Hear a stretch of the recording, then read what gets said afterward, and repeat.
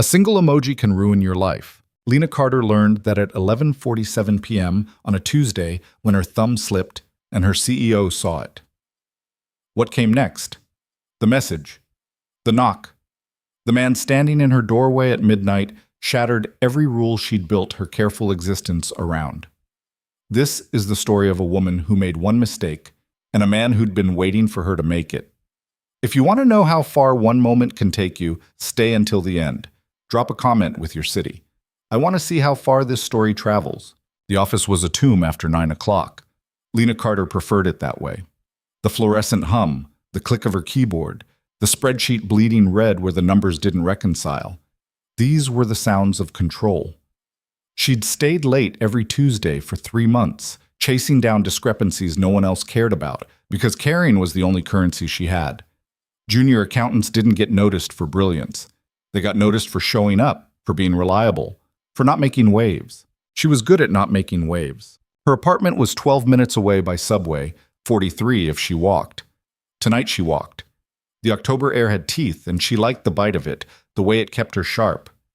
Her phone buzzed twice, once from her mother, once from a college friend she hadn't seen in 2 years. She ignored both. Relationships required maintenance she didn't have time for. Not if she wanted to make senior accountant by 30. Not if she wanted to prove that the scholarship kid from Newark could outwork everyone born with a safety net. At 11:39 p.m., she was in her apartment, showered, in an oversized MIT t-shirt and flannel shorts, scrolling Instagram with the kind of mindless exhaustion that follows 14-hour days. That's when she saw it. Adrian Varelli's post. Her CEO didn't post often. Once a month, maybe. Always black and white cityscapes, always captioned with some fragment of philosophy that probably came from a book his assistant recommended. This one was a nighttime shot of the skyline from what had to be his penthouse. The caption read, "Built or inherited? Does it matter if you protect it the same?" Lena didn't follow him. He followed her. She'd noticed it 6 weeks ago and spent an entire weekend wondering if it was a mistake, if his social media manager had fat-fingered a batch follow. But Adrian Varelli didn't make mistakes. Varelli Industries didn't become a multi-billion-dollar conglomerate by accident. She'd checked.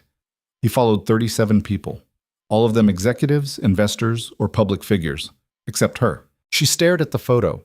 The city looked lonely from up there, glittering and distant. She wondered what it felt like to stand that high above everything, to own that much silence. Her thumb moved. She didn't mean to. She was scrolling, half asleep, and the double tap happened before her brain caught up. A red heart bloomed under the photo. Her own face stared back at her from the tiny profile circle. No, no, no, no. She tried to unlike it, pressed once, twice. But Instagram had latched on, and in the half-second of panic she'd made it worse. The heart disappeared and reappeared, disappeared again. Her interaction history was lighting up like a seizure. She threw the phone onto the couch as if it had burned her. Idiot! You absolute... She pressed her palms into her eyes. Okay. Maybe he wouldn't see it. He had 1 million followers. The notification would get buried. He probably had someone managing his account anyway. Some 22-year-old influencer coordinator who wouldn't know Lena Carter from... Her phone buzzed. She looked at it the way you'd look at a snake. It buzzed again. She picked it up. Instagram direct message. Adrian Varelli. Didn't expect you to be awake. Her heart kicked against her ribs. She read it 3 times. 4. Looking for sarcasm, for distance, for anything that would make this normal. But the tone was clean, simple, like he'd been waiting. Her fingers hovered. She could ignore it. She could delete the app. She could... Lena Carter. Sorry. Accident. The typing indicator appeared immediately. Adrian Varelli. Was it? She sat down, stood up, sat back down. Lena Carter. Yes. 3 dots. Then nothing. Then, Adrian Varelli? I don't believe you. Her breath stuttered. This wasn't happening. CEOs didn't DM junior accountants at midnight. They didn't notice when you liked their posts. They didn't... Adrian Varelli. What are you doing right now? Lena Carter. Going to bed. Adrian Varelli. Liar.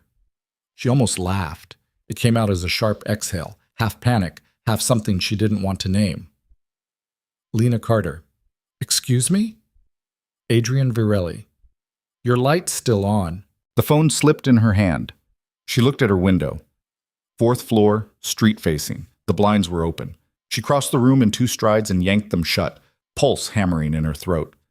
Lena Carter. Where are you? Adrian Varelli. Downstairs. No. Lena Carter. Why? Adrian Varelli. Because you've been careful for 3 months, and tonight you slipped. I want to know why. She stared at the screen. Her brain was screaming at her to shut this down, to block him, to call someone, but her hands were already typing. Lena Carter. This is inappropriate. Adrian Varelli. I know. Adrian Varelli. I'm coming up. No. She said it out loud to no one, to the empty room. She typed faster. Lena Carter. Don't. Adrian Varelli. 4B, right? Her stomach dropped. The knock came 90 seconds later. She stood in the center of her apartment, barefoot, barely dressed, staring at the door like it might explode. This was insane. This was a lawsuit waiting to happen. She should call building security. She opened the door. Adrian Varelli looked exactly like he did in the boardroom, except worse. No tie. Shirt unbuttoned at the collar. Hair slightly disheveled, like he'd been running his hands through it. He was taller than she remembered, broader in the shoulders, and he was looking at her the way you'd look at something you'd been hunting for a long time. You didn't have to open it, he said. You didn't have to knock. His mouth twitched, not quite a smile. Fair. She didn't move. Didn't invite him in. Just stood there, blocking the doorway, aware of how little she was wearing, how small her apartment must look to someone who owned half the skyline. What do you want? She asked. To know why you're afraid of me. I'm not, You are. He leaned against the doorframe, close enough that she could smell cologne and something sharper. Whiskey, maybe. You don't talk in meetings. You don't make eye contact. You stay late because you think I don't notice when you leave early. You've been trying to be invisible for 3 months. Maybe I just want to do my job. No. He said it quietly, but it landed like a gavel. You want to do it perfectly. You want to be so flawless I can't fire you, but tonight you made a mistake. Her jaw tightened. It was an accident. I know. He tilted his head, studying her. That's what makes it interesting. This is... She gestured vaguely, words failing. You can't just show up at my apartment. I can't. He nodded. But I did. Why? He was quiet for a long moment. Then, because I've been watching you lie to yourself for 3 months, and I'm tired of it. Lie about what? That you don't feel this. The air went tight. She should have slammed the door, should have told him to leave, should have done 1,000 things that would have kept her safe, kept her employed, kept her life intact. Instead, she stepped aside. Adrian walked in like he'd been there before. He didn't look around, didn't comment on the cramped kitchen or the thrift store furniture or the stack of accounting textbooks on the coffee table. He just stood in the center of her living room, hands in his pockets, and waited. I don't know what you think this is, Lena said, closing the door, but I'm not here to sleep with you. She blinked. I'm here, he continued, because 3 months ago you walked into a quarterly review and corrected a projection I made in front of 12 executives. You were polite. You were right. And you didn't apologize. She remembered. She'd wanted to die.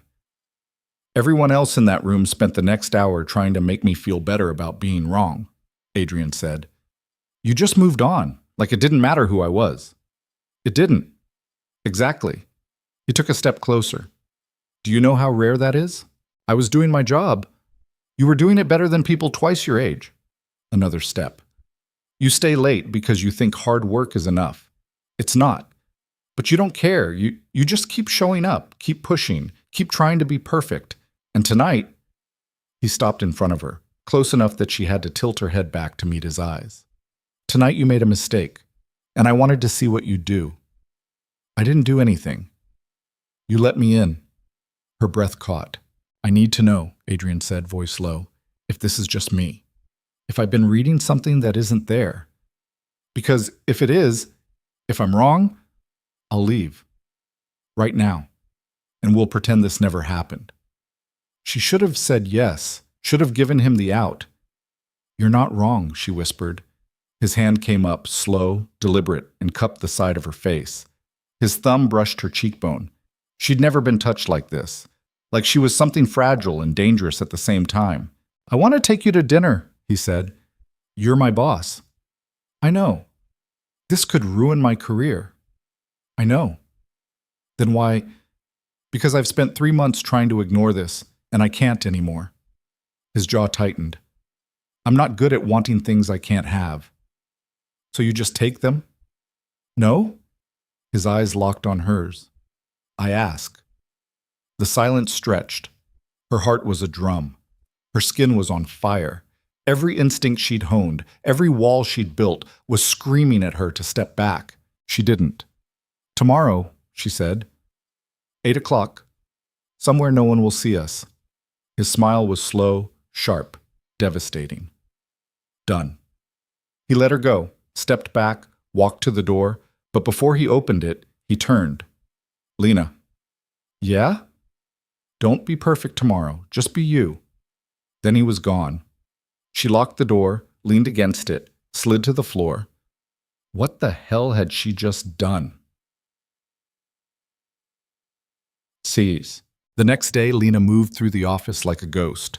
She kept her head down, her work flawless, her interactions minimal. Twice, she passed Adrian in the hall. Twice, he didn't acknowledge her. It should have been a relief. Instead, it felt like a test. At 6:47 p.m., her phone buzzed. Adrian Varelli. Car's outside. Driver's name is Marcus. He knows where to go. Lena Carter. I can take the subway. Adrian Varelli. You could, but you won't. She hated that he was right. The car was a black sedan with tinted windows. Marcus was 50s, stoic, and didn't ask questions. They drove for 30 minutes, cutting through the city, and then up, winding into hills she'd only seen on postcards. They stopped at a building with no signage, just glass and steel, and a doorman who nodded like he'd been expecting her.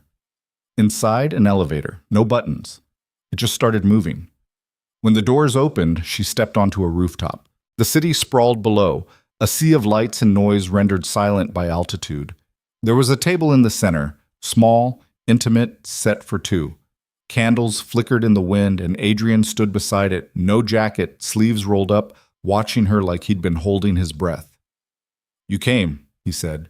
You didn't give me much choice. You always have a choice. He pulled out her chair. You just don't believe it yet. She sat. He poured wine, red, expensive, the kind she'd never tasted. She drank because she needed something to do with her hands. How long have you owned this place? She asked. I don't. It's borrowed. From who? A friend who knows when to disappear. She looked at him over the rim of her glass. You do this a lot? Bring women here? Never. Why should I believe that? Because if I did this a lot, I'd be better at it. She almost smiled. Almost. The food arrived, carried by a server who moved like a shadow and vanished just as quickly. Lena didn't remember eating. She was too focused on the way Adrian watched her, the way his questions peeled her open layer by layer. Why accounting? He asked. Because numbers don't lie. People lie with numbers all the time. That's why I'm good at it. He leaned back. What do you want, Lena? 5 years from now? Senior accountant. Maybe partner. That's a job. I asked what you want. She set down her fork. What do you want? Right now? His gaze held hers. This. This isn't real. Why not? Because you're... She gestured vaguely. You're you, and I'm smarter than half my executive team, more dedicated than anyone I've hired in 5 years? He leaned forward. You think I don't notice that? I think you notice everything. That's the problem. And you think that's a bad thing. I think it's dangerous. Good. His voice dropped. It should be. She wanted to argue, wanted to tell him this was insane, that there were rules, that she wasn't the kind of woman who sat on rooftops with men who could destroy her with a phone call. But she didn't. Instead, she asked the question she'd been swallowing all night. Why me? Adrian was quiet for a long time. When he spoke, his voice was rough, unpolished. Because everyone I meet wants something from me. Money, Access. A piece of the empire. They smile, they flatter, they lie. He looked at her. You corrected me in a meeting. You didn't flinch, you didn't apologize, you just existed, like I was just a man who got something wrong. He paused. Do you know how rare that is? I was terrified. I know, but you did it anyway. She didn't know what to say to that. The wind picked up, sharp and cold. Adrian shrugged out of his shirt, just the outer layer, leaving him in a t-shirt, and draped it over her shoulders without asking. It smelled like him. Clean, warm, expensive. I have to tell you something, he said. Her stomach tightened. Okay, this life, my life, it's not what you think. The company, the money, the name, it's all built on something that used to be ugly. My grandfather started with nothing, did things I won't repeat. My father tried to clean it up. I'm still cleaning. Are you telling me you're dangerous? I'm telling you I come with history. Everyone does. Not like this. She pulled his shirt tighter around her. If you're trying to scare me off, you're doing a bad job. I'm trying to be honest. Then be honest about why you're really telling me this. He met her eyes. Because if this goes where I think it's going, you need to know what you're walking into. And where do you think it's going? Somewhere neither of us can take back. Her heart was a riot. She should have been running, should have been screaming, should have been anything but this, sitting on a rooftop, wearing his shirt, staring at a man who looked at her like she was the only solid thing in his world. I'm not fragile, she said. I know. And I don't need protecting. I know that too. Then what do you need? He leaned across the table, close enough that she could see the flecks of gold in his eyes, the scar above his left eyebrow, the exhaustion he hid behind control. I need to know if you feel this, he said. Because if you don't, if this is just curiosity or adrenaline or some fucked up power fantasy, I need you to tell me now. She didn't hesitate. I feel it. He kissed her. Not soft, not gentle. Hard and hungry and real, like he'd been starving for it. His hand fisted in her hair, hers gripped his shirt, and the city disappeared. There was only this, the heat, the weight, the way they collided like they'd been heading toward each other for years. When they broke apart, she was shaking. I can't do this halfway, Adrian said, voice ragged. If we do this, if you say yes, I need all of you. Not the version you think I want. Not the perfect polished lie. You, raw and real and flawed. I don't know how to be that with you. Then learn. She kissed him this time, slower, deeper, like she was memorizing him. They stayed on that rooftop until the city started to wake, talking, touching, tangled in something that felt inevitable and impossible at the same time. When Marcus finally came to get them, Lena's lips were swollen, her hair was a mess, and she didn't care. In the car, Adrian's phone buzzed. He glanced at it. His jaw tightened. What? She asked. Nothing. Don't lie to me. He looked at her, then he handed her the phone. It was a photo, taken from across the street. The two of them on the rooftop, mid-kiss, perfectly framed. The message underneath was simple. Careful, Adrian. Some mistakes cost more than others. Lena's blood went cold. Who sent this? Someone who wants to remind me I'm not untouchable. Are you in danger? No. He took the phone back. But you might be. Then we stop, right now. Lena. What? He took her hand. Do you want to stop? She should have said yes. No, neither do I. The car pulled up to her building. Adrian walked her to the door. He didn't kiss her goodbye. He just looked at her like he was memorizing her face. If this gets bad, he said, I'll handle it. But I need you to trust me. I don't even know you. Yes, you do. He was right. She watched him leave, went inside, locked the door. Her phone buzzed. Unknown number. He's lying to you. She stared at the screen. Unknown number. Ask him about Elena. Ask him what happened when she got too close. Her hands were shaking. Unknown number. You're not the first, Lena, but you could be the last. Then, a photo. A woman. Dark hair. Elegant, beautiful, dead. Lena stared at the photo until her eyes burned. The woman was beautiful in that timeless way. Sharp cheekbones, dark hair swept back, a smile that looked like it cost something. She was sitting at a table, wine glass mid-lift, caught in a moment that should have been private. But it was the second photo that made Lena's stomach turn. Same woman, same face. But this time she was lying on pavement, eyes open, blood pooling under her head like a dark halo. The caption underneath was clinical: Elena Rostova, DOA, April 2024. Lena's hand shook so hard she nearly dropped the phone. She didn't sleep.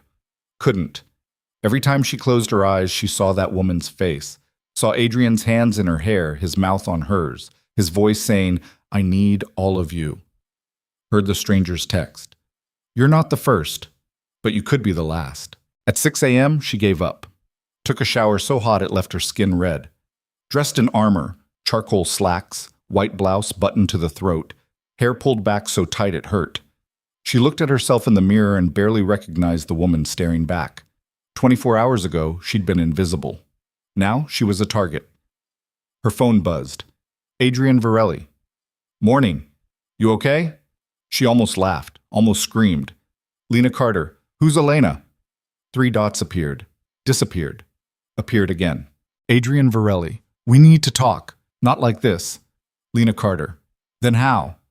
Adrian Varelli. "In person, my office, before anyone else gets in." Lena Carter. "So you can control the narrative?" Adrian Varelli. "So I can tell you the truth." She wanted to believe him. Wanted it so badly, it felt like a wound. Lena Carter. 7 o'clock, your office. You get 10 minutes. Adrian Varelli. "I'll take 5. Gotek. Varelli Industries occupied floors 30 through 45 of a glass tower in Midtown.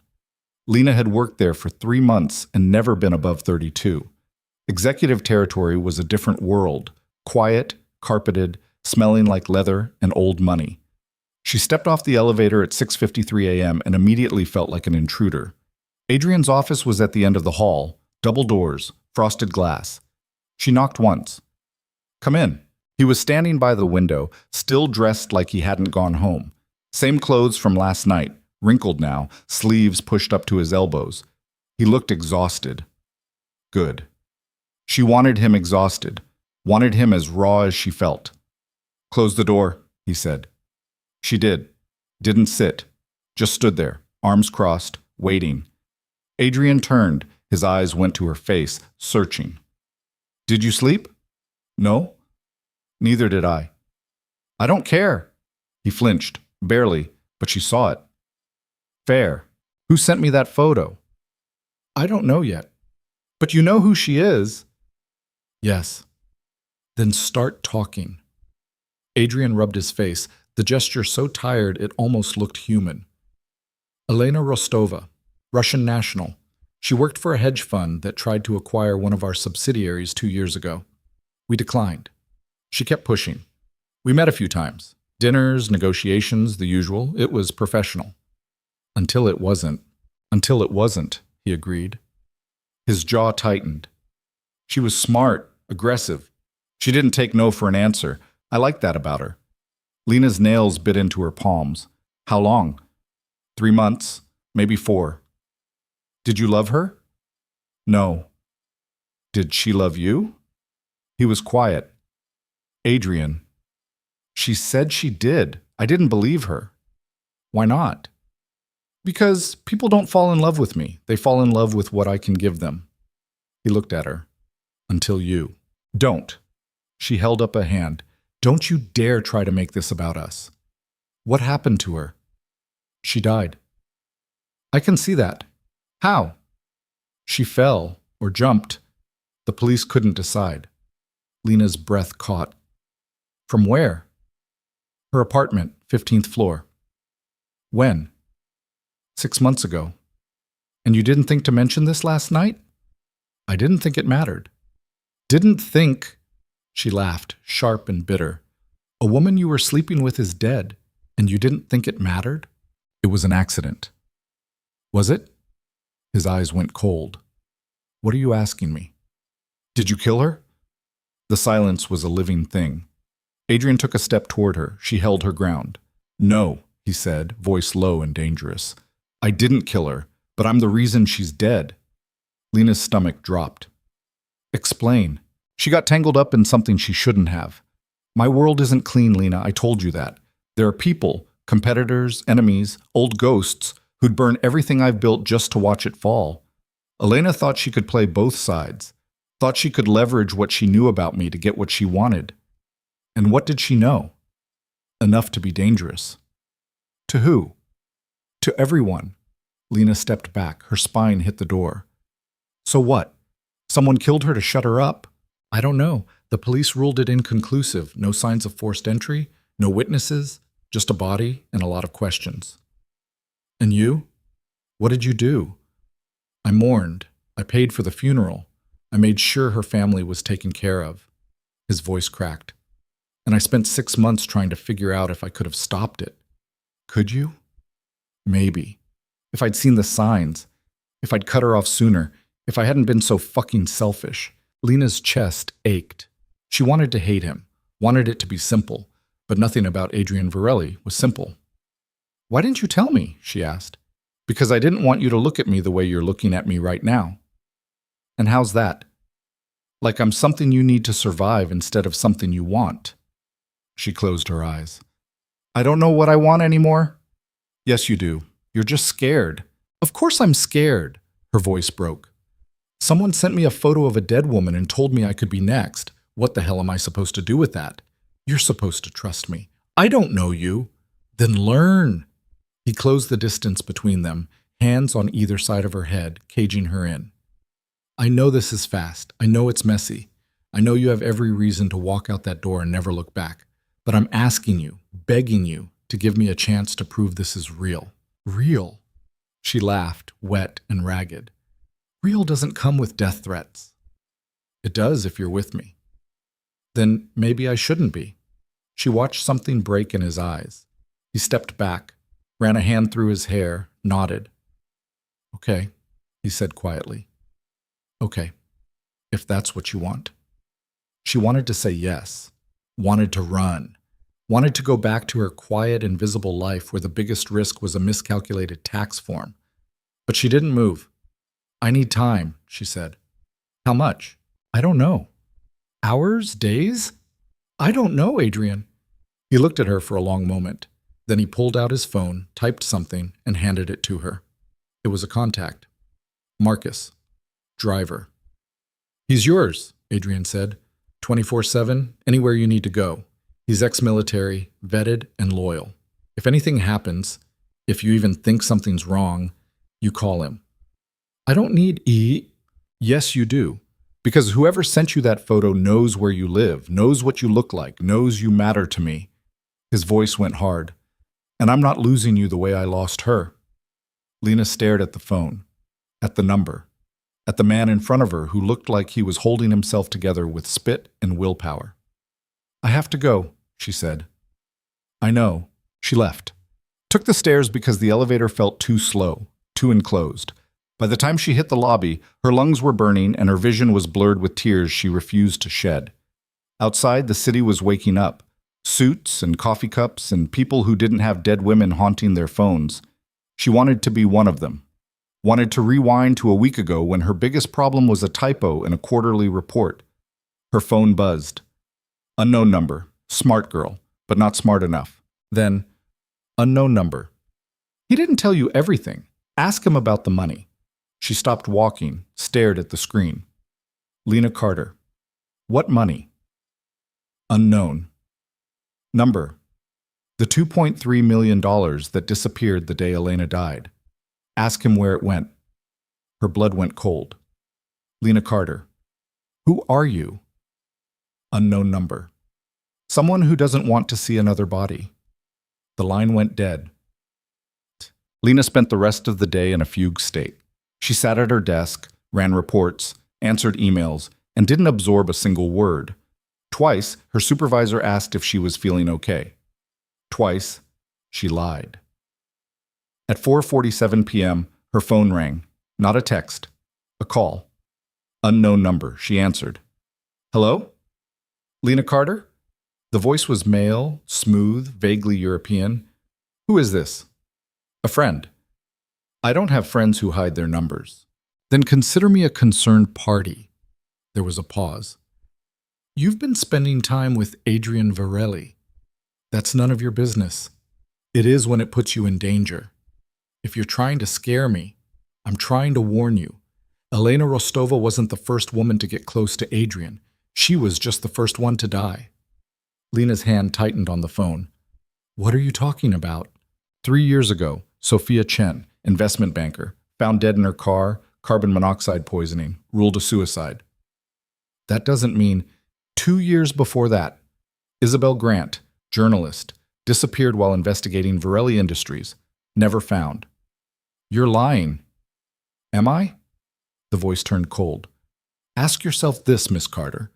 What do all these women have in common? She didn't want to answer. They got too close, he continued.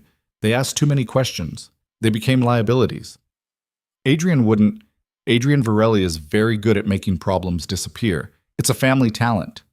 Why are you telling me this? Because you seem like a smart woman, and smart women don't ignore patterns. The line went dead. Lena sat there, phone pressed to her ear, listening to silence. Her mind was racing. Sophia Chen, Isabel Grant, Elena Rostova. 3 women. 3 deaths. 3 connections to Adrian. Coincidence? She didn't believe in coincidence. She pulled up her laptop, started searching, found Sophia Chen's obituary. 31, promising career, taken too soon. Found a 2-year-old article about Isabel Grant, freelance journalist, last seen leaving a bar in Brooklyn, case still open. No connection to Adrian, not publicly, but that didn't mean there wasn't one. She was still searching when her phone buzzed. Adrian Varelli. Dinner tonight? Her fingers hovered. Lena Carter. I can't. Adrian Varelli. Tomorrow? Lena Carter. I need space. 3 dots. Then nothing. She waited. 5 minutes. 10. He didn't respond. Good. She needed to think, needed to breathe, needed to... Her desk phone rang. Lena Carter, accounting. Miss Carter, this is building security. There's a Marcus here to see you. Her heart stopped. I didn't call him. He says Mr. Varelli sent him. Tell him I'm fine. He's insisting, ma'am. I don't care. Tell him, Miss Carter, Marcus's voice low and steady. I need you to come downstairs. Now. Why? Because there's a man with a camera across the street, and he's been taking photos of the entrance for the last 20 minutes. Her blood turned to ice. Ice. Marcus was exactly what she expected. 6'2", built like a tank, eyes that missed nothing. He met her in the lobby and didn't waste time. Cars out front. We're leaving. I'm not going anywhere until you tell me what's happening. Someone's watching you. That's what's happening. Who? Don't know yet, but they're not subtle, which means they want you to know. Why? To scare you, to flush you out, to see what you'll do. He jerked his head toward the door. We can stand here and debate, or we can move. Your call. She moved. The car was the same black sedan from last night. Marcus drove like he was running an extraction. Fast, efficient, checking mirrors every 5 seconds. Lena's pulse was a jackhammer. Where are we going? She asked. Somewhere safe. That's not an answer. It's the only one you're getting. They drove for 40 minutes, out of the city, into suburbs, then further, until the houses spread out and the roads turned narrow. They pulled up to a gate. Marcus punched in a code. The gate swung open. The house beyond was modern, clean, isolated, floor-to-ceiling windows, no neighbors. What is this place? Lena asked. Mr. Varelli's, one of them. How many does he have? Enough. Marcus parked, got out, opened her door. He'll be here in an hour, he said. Until then, you stay inside. Door's locked. Don't open for anyone but me or him. You're leaving? I'm securing the perimeter. That's a real thing people say? He almost smiled. Yeah, it is. Then he was gone. Lena stood in the entryway, heart pounding, phone clutched in her hand. The house was silent, too silent. She moved through it slowly. Kitchen, living room, guest bedroom. Everything was pristine, unlived in, like a stage set. She found the master bedroom last. That's where she saw it. A photo. Framed. Sitting on the nightstand. Elena Rostova. Smiling. Alive. Standing next to Adrian, his arm around her waist, both of them looking at the camera like they had all the time in the world. Lena picked it up, stared at it. Why would he keep this? She heard the front door open. "Lena?" Adrian's voice. She set the frame down, walked out. Found him in the living room, still in his suit, tie loose, looking like he'd aged 10 years since this morning. He saw her face. "What's wrong?" She held up her phone. "Who's Sophia Chen?" He went still. "Who's Isabel Grant?" "Lena. 3 women, Adrian. 3. All connected to you, all dead or missing." "It's not what you think." "Then what is it?" "It's a pattern someone wants you to see." "Maybe because it's real. It's not." "Then explain it," she was shouting now, voice cracking. "Explain why every woman who gets close to you ends up gone. Explain why Elena's photo is on your nightstand. Explain why someone is following me with a camera. Because they're trying to break us before we even start." The words hit like a slap. Adrian crossed the room, grabbed her shoulders. "Listen to me. Sophia Chen worked for a competitor. She died because she got caught in a corporate espionage scheme that had nothing to do with me. Isabel Grant was investigating my grandfather's business, the ugly parts I told you about. She disappeared because she got too close to people who don't leave witnesses. And Elena," his voice broke, "Elena died because I wasn't smart enough to see she was being used, by the same people who are trying to use you now." "Used how?" "To get to me, to destabilize the company, to make me look weak." "Why would they care?" "Because I'm in the middle of a merger, a big one, worth billions, and there are people who'd rather see it fail." "So this is about money?" "It's always about money." "And me?" Her voice was barely a whisper. "What am I? Collateral damage?" No. He cupped her face, forced her to look at him. "You're the only real thing in my life, and that's why they're coming after you." She wanted to believe him, wanted it so badly it hurt. "I can't do this," she said. "Yes, you can." "I'm not built for this, Adrian. I'm an accountant. I like numbers and spreadsheets and predictable outcomes. This," she gestured wildly, "this is chaos." "I know. Then let me go." "I can't." "Why not?" "Because I'm in love with you." The world stopped. Lena stared at him, at the man who'd upended her life in 48 hours, at the desperation in his eyes, the way his hands trembled against her skin. "You don't even know me," she whispered. "I know enough." "That's not how love works." "Then tell me how it works, Lena. Tell me how I'm supposed to look at you and not see the rest of my life. Tell me how I'm supposed to let you walk away when you're the first person in 10 years who's looked at me and seen a man instead of a name." She couldn't breathe. "I'm scared," she said. "I know. I don't trust you. I know. I should leave. I know. But I can't." He kissed her, desperate, consuming, like he was trying to pull her into his skin. She kissed him back because she didn't know how to stop, because somewhere between the rooftop and the photo and the fear, she'd fallen too. They broke apart, gasping. "What do we do?" she asked. "We fight." "How?" "Together." Her phone buzzed. They both looked at it. Unknown number, touching, but it won't save you. Then, a video. Lena clicked it. It was footage from a security camera. Black and white. Time-stamped 6 months ago. Elena Rostova, walking into an apartment building, alone. The timestamp jumped forward, 2 hours later. Elena, on a rooftop. Pacing. Looking at her phone. Then, a figure. Approaching from behind. The video cut to black before impact. Lena's phone fell from her hands. Adrian picked it up, watched it. His face went white. "That's not..." "That's your building," Lena said. "I know." "Adrian," he looked at her. "I swear to you I wasn't there. I was in London. I have alibis, timestamps, everything. The police cleared me." "Then who..." His phone rang. He answered. "What?" A pause. "When?" Another pause. His jaw tightened. I'm on my way. He hung up, looked at Lena. We have to go, now. Why? Because someone just tried to kill my head of security. What? And they left a message. What message? He showed her his phone. A photo. Marcus. On the ground, bleeding, and written on the wall behind him in red. She's next. Lena couldn't feel her legs. Get in the car, Adrian said. Where are we going?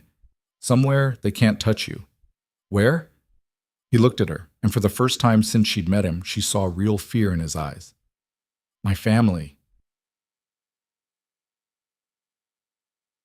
They drove through the night. Adrian made 3 calls, all in a language she didn't recognize. Russian, maybe. Or something older. He was cold, clipped, giving orders that sounded like John commands. Lena sat in the passenger seat, numb. Marcus was alive, stable, in surgery. But the message was clear. This wasn't a game anymore. Tell me about your family, she said. Adrian's hands tightened on the wheel. What do you want to know? Everything. That'll take more than one night. Start with the important parts. He was quiet for a long time. Then, my grandfather came here with nothing. Built an empire through work no one wants to talk about. Smuggling, protection. The kind of business that leaves bodies. My father spent his life trying to legitimize it, investing, real estate, politics. He almost succeeded. Almost? You can't erase history. You can only bury it, and buried things have a way of crawling back. Is that what this is? Your past catching up? Maybe. Or maybe it's someone trying to create a new one. By killing people? By controlling me. Fear is currency, Lena. Make me afraid, make me desperate, and I'll make mistakes. Like what? Like pulling out of a merger that could shift the balance of power in this city. How much is it worth? 12 billion, she exhaled. Who loses if it goes through? A lot of people, but only a few who'd go this far. Names. Mikhail Sokolov, Russian oligarch, old enemy, Dmitry Cross, German industrialist, hates my family, and... He stopped. And who? My uncle. Lena turned. Your uncle wants you dead? No, he wants me gone. There's a difference. Why? Because I got the company. He got a payout and a grudge. Would he kill to get it back? I don't know. I used to think no. Now, he shook his head. Now I don't know anything. They pulled up to a gate, bigger than the last one, iron, old, the kind that looked like it had been standing for a century. Adrian punched in a code. The gate opened. The estate beyond was massive, stone manor, sprawling grounds, lights blazing in every window.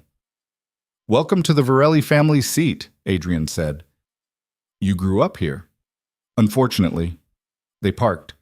Adrian came around, opened her door. His hand found hers. They're going to ask questions, he said. Lots of them. Just stay close to me. I don't even know what I'm doing here. You're staying alive. That's what you're doing here. The front door opened before they reached it. A woman stood in the entryway, 60s, elegant iron gray hair pulled back, eyes like cut glass. Adrian, she said, you're late. Mother. Mother. Lena's brain stuttered. The woman's gaze slid to her, sharp, assessing. And this must be the reason half our security team is on high alert. Lena Carter, Adrian said. Lena, my mother, Irina Varelli. Irina extended a hand. Lena took it. The grip was firm, dry, businesslike. Come inside, Irina said. Both of you. We have much to discuss. They followed her through halls that felt like museums, art on every wall, sculptures on pedestals, history pressed into every corner. Irina led them to a sitting room where 2 men waited. One was older, 70s, white hair, still broad-shouldered. The other was younger, 40s, dark-eyed, watching Adrian like a predator watches prey. My father, Adrian said quietly. Victor. And my uncle, Alexei. Victor stood, shook Adrian's hand, looked at Lena. So, he said, accent thick. This is her. This is Lena, Adrian confirmed. The one someone is trying to kill. Lena's throat went dry. Not trying, Alexei said from his seat. Promising. Alexei, Irina warned. What? We're supposed to pretend this is normal? He gestured at Lena. Some girl he's known for 5 minutes, and suddenly we're mobilizing half the family? She's not some girl, Adrian said, voice dangerous. Then what is she? Mine. The room went silent. Victor's eyebrows rose. Irina's expression didn't change. Alexei laughed, cold, sharp. Yours, Alexei repeated. Like the last one? Adrian moved so fast Lena almost missed it. 1 second he was beside her. The next he had Alexei by the throat, pinned against the wall. Say her name, Adrian hissed. I dare you. Adrian! Irina's voice cracked like a whip. He didn't move. Adrian, Victor said quietly. Let him go. Slowly, too slowly, Adrian released him, stepped back. His hands were shaking. Alexei straightened his collar, smiling like he'd won something. Still so easy to provoke, he murmured. Lena had had enough. Okay, she said. All eyes turned to her. I don't know what kind of family drama I just walked into, and frankly, I don't care. But here's what I do know. Someone sent me photos of a dead woman. Someone followed me with a camera. Someone hurt a man who was trying to protect me. So either you help us figure out who and why, or I'm walking out that door and taking my chances alone. Silence. Then Victor started laughing, deep, booming, genuine. I like her, he said.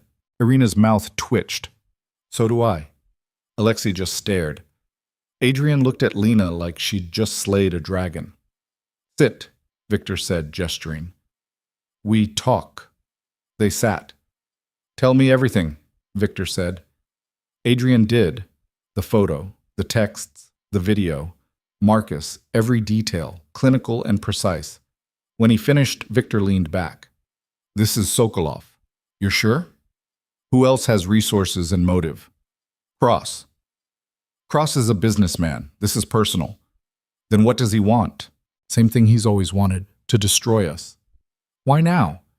Victor looked at Lena. Because you gave him an opening. Her stomach dropped. Me? You're a weakness Adrian's never shown before. Sokolov knows that. He's exploiting it. So I'm the liability. No, Adrian said. You're the target. There's a difference. Not to me, Irina spoke. Sokolov won't stop. Not until he gets what he wants. Which is? The merger canceled. Adrian humiliated. Our family weakened. Then we give him something else, Adrian said. Like what? Alexei asked. Adrian smiled, cold, sharp, dangerous. Me. No, Lena said. It's the only way. There's always another way. Not this time. Adrian, he wants a fight? I'll give him one. In public. On my terms. And when it's over, he'll have nothing. Victor nodded slowly. It's risky. Everything's risky. You could lose. I won't. And her? Victor looked at Lena. What happens to her? She stays here, protected, until it's done. Like hell I do, Lena said. Adrian turned. Lena, if you're walking into a war, I'm going with you. Absolutely not. You don't get to decide. I'm trying to keep you alive.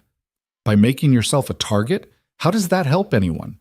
Because if he's focused on me, he's not focused on you. I don't need you to die for me, Adrian. I need you to trust me enough to let me stand beside you. He stared at her. Something shifted in his eyes. You don't know what you're asking. Yes, I do. Victor cleared his throat. She has fire. Like her. Lena turned. Like who? No one answered. Irina stood. It's late.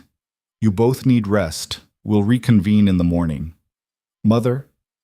In the morning, Adrian. It wasn't a suggestion. They gave Lena a room on the second floor. Big, cold, beautiful. She stood at the window, looking out at ground she couldn't fully see in the dark, and tried to remember how to breathe. A knock. Come in. Adrian entered, closed the door behind him. They stood there, across the room from each other, the space between them loaded with everything they hadn't said. Who's her? Lena asked. What? Your father said, I'm like her.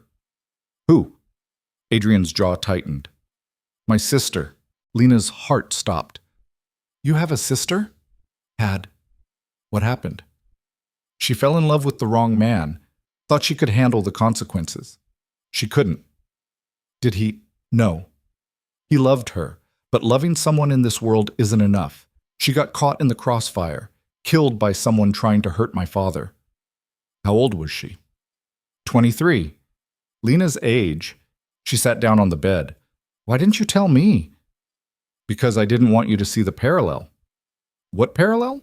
Natalia was strong, fearless. She didn't back down from anything, and she died because of it. You think I'm going to die? I think I can't survive losing someone else. She stood, crossed to him, took his face in her hands. Then don't lose me. I'm trying. Try harder. She kissed him, soft, slow, desperate. When they broke apart, he rested his forehead against hers. Promise me something, he said. What? If this goes bad, if it looks like I'm not going to make it, you run. You don't look back. You don't hesitate. You just run. Adrian, promise me. She looked into his eyes, saw the fear there, the love, the absolute certainty that he'd burn the world to keep her safe. I promise, she lied. He knew, she could tell. But he didn't call her on it. He just held her until the dawn came creeping through the windows. And somewhere in the growing light, Lena made a choice. She wasn't running. Not from this. Not from him. Not from anything. Even if it killed her. Dawn came with the subtlety of a blade. Lena woke to find Adrian gone. The bed beside her was cold, sheets pulled tight like he'd never been there at all. She sat up, pulse already climbing, and found a note on the pillow. Downstairs. We have a plan. A no, good morning, no I love you. Just facts, efficient and cold. She dressed quickly, jeans, sweater, boots she could run in if needed, and made her way down the marble staircase. Voices drifted from behind a heavy oak door. She pushed it open. The room was some kind of study. Dark wood, leather chairs, walls lined with books that looked like they'd never been read. Adrian stood at the head of a table, flanked by Victor and two men she didn't recognize. Irina sat in the corner, silent, watching. Alexei leaned against the fireplace, arms crossed, wearing a smile that made Lena's skin crawl. Adrian looked up. His eyes softened for half a second, then went hard again. Lena, good. We're just starting. She stepped inside. Starting what? Victor gestured to the table. A map of the city, marked with red pins, photos of men she didn't know, documents stamped with Cyrillic she couldn't read. We're going after Sokolov, Adrian said. How? By forcing him into the open. He's been operating through proxies, anonymous threats, hired muscle. We're going to make him show his face. That sounds like a trap. It is. For him. One of the men, 50s, scarred, built like a wall, spoke. We've confirmed Sokolov is in the city, staying at the Rothwell Hotel under an alias. He thinks he's untouchable. He's not, Victor said. No one is. Lena looked at Adrian. What's the plan? I'm meeting him, tonight, at a charity gala. Public, witnesses, cameras. He can't make a move without exposing himself. And if he does, then we have proof. Proof isn't a shield. It's leverage. Leverage won't stop a bullet. Adrian's jaw tightened. I'm not asking for permission, Lena. I'm not giving it. The room went silent. Victor chuckled. She doesn't back down, does she? No, Adrian said, still holding Lena's gaze. She doesn't. Then she should understand, Irina said from the corner. All eyes turned. This is how our family survives. We don't hide. We don't run. We confront. And how many of you are left? Lena asked. The temperature dropped. Irina stood slowly, crossed the room, stopped in front of Lena, close enough that Lena could see the lines around her eyes, the steel in her spine. My husband's father built this empire with blood, Irina said quietly. My husband tried to wash it clean with money.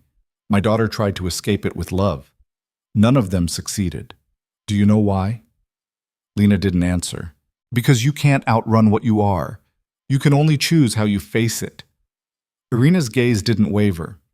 Adrian is choosing to face it.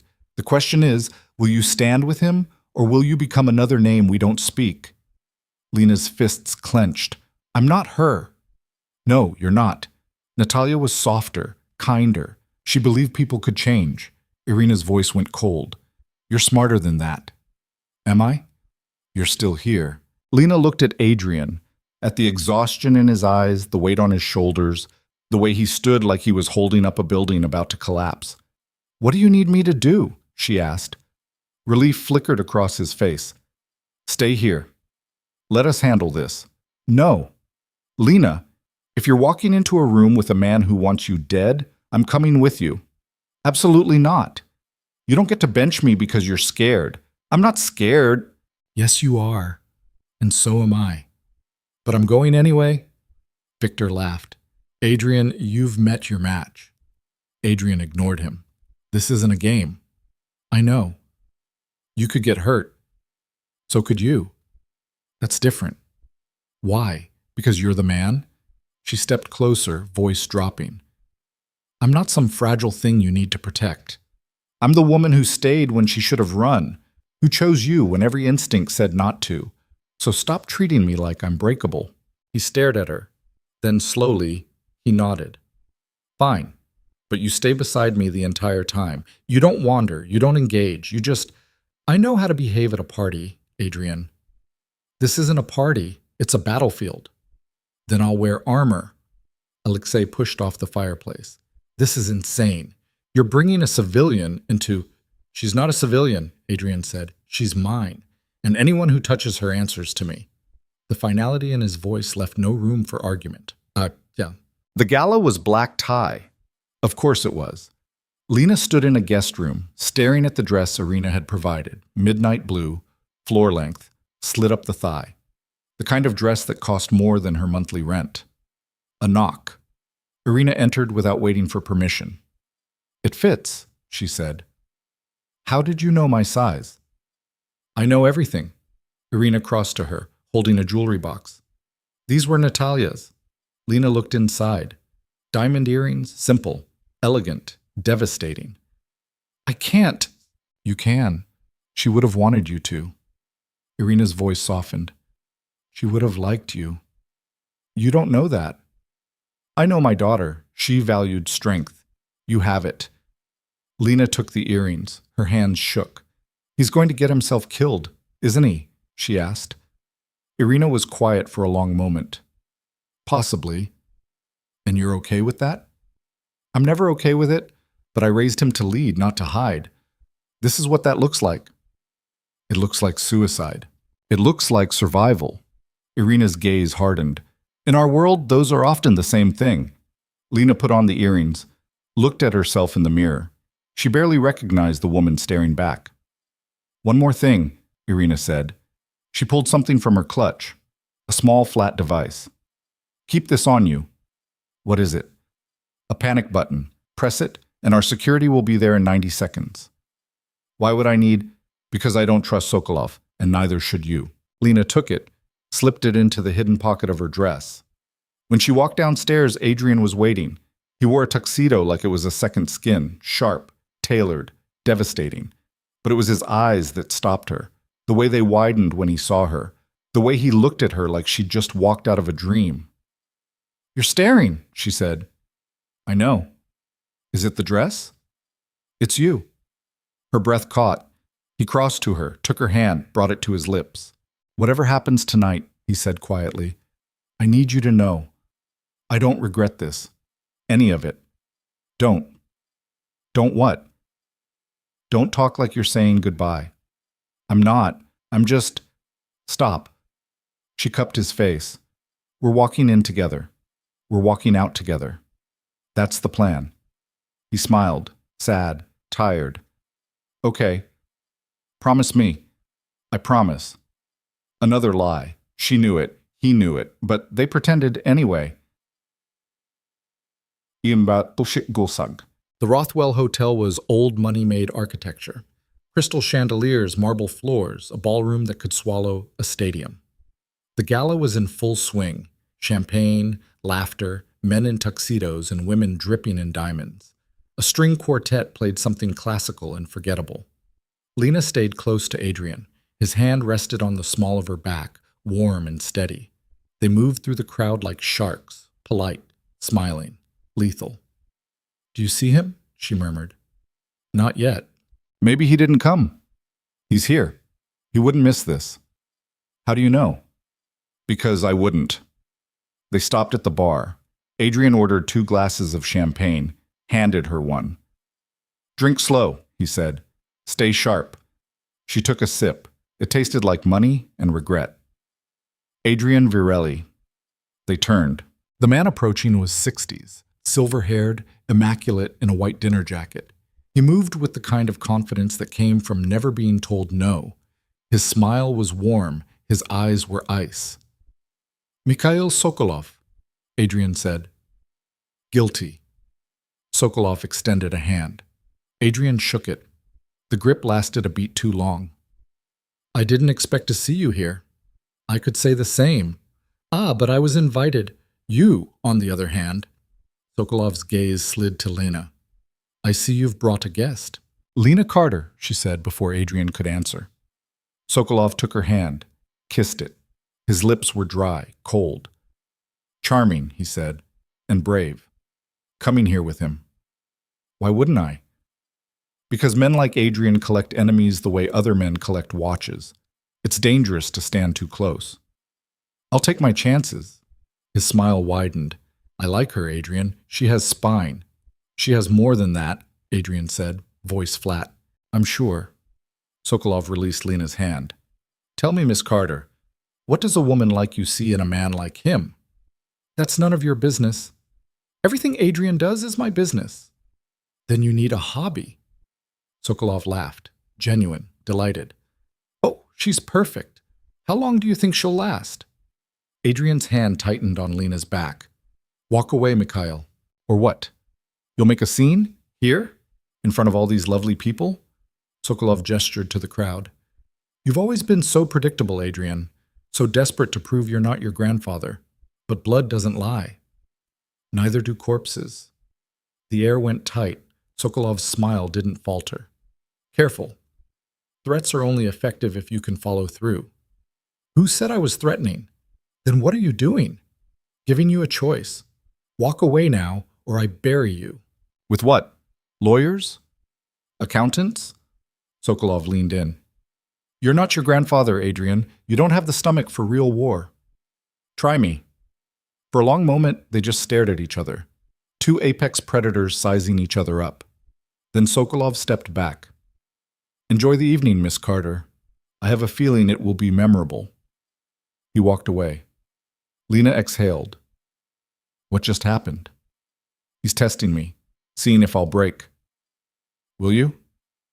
"No," but his hand was shaking. They circulated, smiled, made small talk with people whose names Lena forgot instantly. Adrian was good at this, charming, effortless, a mask so perfect she almost believed it herself. But she could feel the tension in his shoulders, the way his eyes kept scanning the room. At 9:47 p.m., her phone buzzed. She pulled it out. Unknown number. Unknown number. He's lying to you. Her stomach dropped. Unknown number. Ask him about the money Elena stole. Ask him where it went. She looked at Adrian. He was talking to an older woman, laughing at something she'd said. He looked relaxed. Happy. Lena Carter. What money? Unknown. Number $2.3 million. Transferred the day she died. Varelli Industries to an offshore account. Adrian signed the authorization. Lena Carter. Why would he do that? Unknown number. Because he's cleaning up, just like he'll clean up you. Her hands went cold. Unknown number. Check his office, top drawer, you'll find everything. The line went dead. Lena stood there, champagne glass trembling in her hand. This was insane. Adrian wouldn't, he couldn't. But Elena was still dead, and someone had authorized that transfer. She looked around, found a bathroom sign, slipped away before Adrian could notice. The bathroom was empty, marble, gold fixtures, too much light. She locked herself in a stall and pulled out her phone, searched for Varelli Industries' financial records, hit a paywall, tried again, got nowhere. She was about to give up when her phone buzzed again. A document. PDF. Bank transfer authorization. Date. April 14th, 2024. The day Elena died. Amount. $2.3 million. Authorized by Adrian Varelli. Recipient. Numbered account. Untraceable. Lena's vision blurred. No. No. No. No. She zoomed in on the signature. It was his. She'd seen it 1,000 times on company documents. The sharp A, the flourish on the V. This wasn't fake. The door to the bathroom opened. Heels clicked on marble. Lena? Irina's voice. Lena stepped out of the stall. Irina stood by the sinks, elegant and composed, holding a clutch that probably cost more than Lena's car. Are you all right? Irina asked. I don't know. You look pale. Lena held up her phone. Tell me this isn't real. Irina looked at the screen. Her expression didn't change. Where did you get this? Someone sent it to me. Who? I don't know. Irina was quiet for a long moment. Then, it's real. Lena's knees almost gave out. Why? Because Elena was blackmailing him. For what? Information. About the company, about the family. She threatened to go public if he didn't pay. So he paid her and then killed her? No. Irina's voice was ice.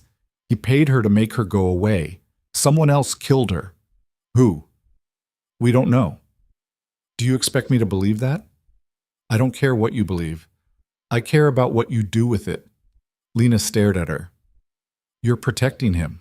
I'm protecting my family. Even if he's a murderer? He's not. Then why hide this? Because the truth is complicated and you're not ready to hear it. Try me. Irina stepped closer. Elena Rostova was a spy, sent by Sokolov to infiltrate Adrian's life. She seduced him, gained his trust, and stole information that nearly destroyed us. When Adrian found out, he confronted her. She threatened to expose everything unless he paid. So he did. Not because he was guilty, because he was trying to protect everyone she could hurt. Then why not tell the police? Because the police don't care about corporate espionage. They care about bodies. And a dead Russian woman with ties to organized crime makes for a very convenient scapegoat. Lena's head was spinning. I don't know what to believe. Believe this. Adrian is not a killer, but he is a survivor. And survival sometimes requires choices that look ugly from the outside. Like paying off a blackmailer? Like protecting the people he loves. I need to talk to him. Not here. Not now. Sokolov is watching. If he sees you rattled, I don't care. You should, because if Sokolov thinks you're a liability, you become a target. I'm already a target. No. Irina's eyes went hard. You're leverage. There's a difference. Don't give him a reason to upgrade you. Lena wanted to scream, wanted to run, wanted to wake up in her apartment and discover this had all been a nightmare.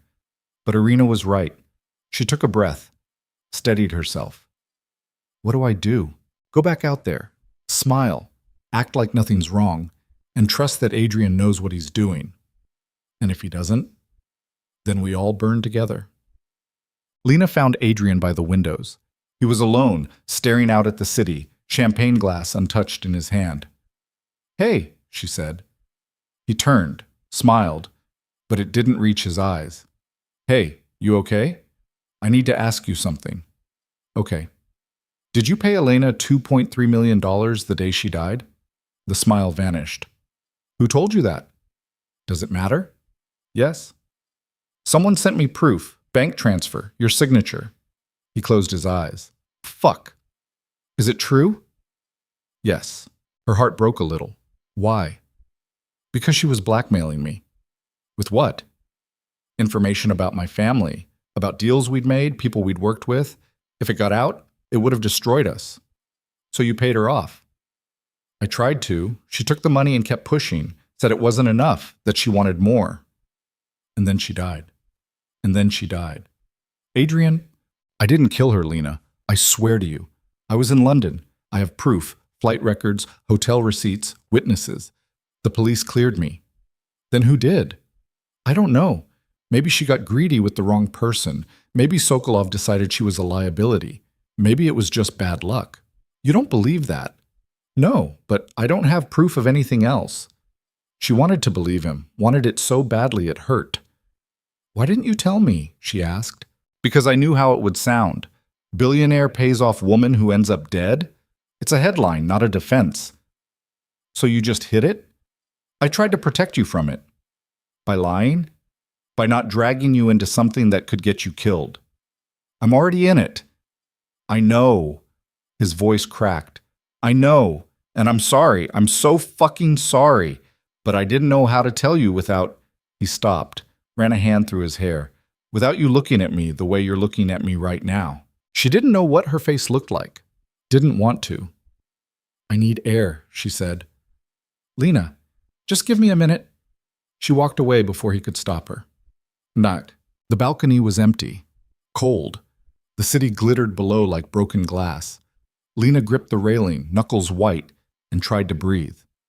This was insane. All of it. She should have run the second Adrian showed up at her door, should have blocked his number, quit her job, moved to a different city. But she hadn't. Because some stupid self-destructive part of her loved him. Beautiful view. She spun. Alexei stood in the doorway, drink in hand, smiling that smile that made her skin crawl.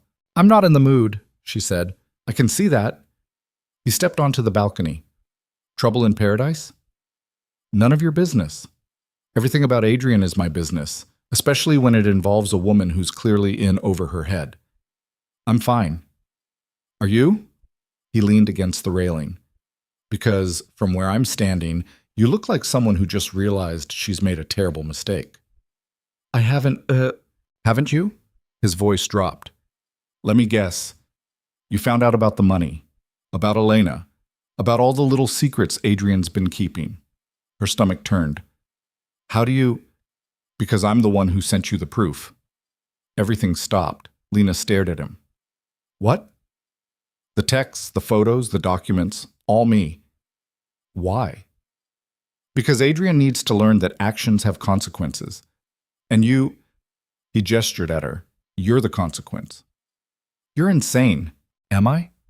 Or am I the only one being honest? He stepped closer. Adrian's been lying to you since the moment you met, about Elena, about the company, about who he really is. I'm just helping you see the truth. By stalking me, by threatening me. I never threatened you. I warned you. There's a difference. You sent me photos of a dead woman. Because I didn't want you to end up the same way. His voice echoed off the buildings. Lena's pulse was a jackhammer. You're trying to destroy him. I'm trying to save him. From himself. From this family. From a legacy that's going to eat him alive. Alexei's eyes burned. He thinks he can be different, better. But he can't. None of us can. And the sooner he accepts that, the sooner he can stop dragging innocent people into the fire. I'm not innocent. No, but you're not guilty either. Not yet. What do you want from me? I want you to walk away. Tonight, before it's too late. And if I don't, then you'll die. Maybe not today. Maybe not tomorrow. But eventually, being with Adrian will cost you everything. Your career, your safety, your life. He paused. Just like it cost Natalia. Lena's blood went cold. What did you say? You heard me. Adrian said she was killed by someone trying to hurt Victor. That's the story we tell. But the truth? Alexei's voice went quiet. The truth is she was killed because she knew too much. About deals we'd made, money we'd moved, bodies we'd buried. She was going to go to the authorities, so someone stopped her. Who? Does it matter? Yes. Why? Will it bring her back? Lena couldn't breathe. Walk away, Lena, while you still can. Because if you stay, if you keep digging, you'll end up just like her, just like Elena. Just another name we don't speak. He turned to leave. Wait, she said. He stopped. If you're trying to protect me, why tell me all this? Why not just... Because you remind me of her, of Natalia, and I couldn't save her. But maybe I can save you. Then he was gone. Lena stood there, shaking, the city spinning below her. Everything she thought she knew was a lie. Adrian had lied. His family had lied. And she was standing in the center of it all, waiting for the floor to collapse. Her phone buzzed. Adrian, where are you? She didn't answer. Adrian, Lena, answer me. Adrian, please. She looked at the screen, at the desperation bleeding through the words. Then she looked at the door. She could walk through it, find Adrian, demand answers, force him to choose between her and his secrets. Or she could run, just turn around, walk out, disappear into the city and never look back. She was still deciding when the gunshot rang out. The ballroom erupted into chaos. Screaming, glass shattering, people running. Lena sprinted inside, heart in her throat, searching the crowd for Adrian. She found him on the floor, blood pooled beneath him. His shirt was red, his eyes were open. No! She dropped to her knees beside him. No, no, no! Lena. His voice was weak, wet. Don't talk, just someone call an ambulance. Lena, listen. I said don't talk. He grabbed her hand, squeezed. It's Alexei. What? He's the one. All of it. Elena, Natalia, everything. That doesn't make sense. He wanted the company, wanted me gone. Set this whole thing up to... He coughed. Blood flecked his lips. To make me lose control. Adrian, stop. Save your strength. I'm sorry for lying, for... Another cough. For dragging you into this. You didn't drag me. I chose this. You shouldn't have. Too late. He smiled. Bloody, broken, beautiful. I love you, he said. I love you too. So don't you dare die on me. His eyes closed. Adrian? Adrian! Sirens wailed in the distance. Hands pulled her back. Security, maybe, or Victor, she couldn't tell. Everything was noise and light and the smell of copper. She watched them load him into an ambulance, watched it scream away into the night. And somewhere behind her she heard Alexei's voice. I told you to run. She turned. He stood in the shadows, calm, composed, holding a gun that still smoked. You shot him, she said. I saved you. There's a difference. You're insane. I'm pragmatic. Adrian was never going to let you go. So I made the choice for both of you. Lena's vision tunneled. Rage and grief, and something darker than either flooded her veins. She lunged. Alexei didn't move, just caught her wrist, twisted. She gasped, pain lancing up her arm. Don't, he said quietly. You're not built for this. Let me go. Not until you listen. Adrian's alive, for now. But if you stay, if you keep fighting, I'll finish what I started. Why are you doing this? Because someone has to. This family is poison, Lena, and Adrian refuses to see it, so I'm cutting out the infection before it spreads. He's your nephew. He's a liability.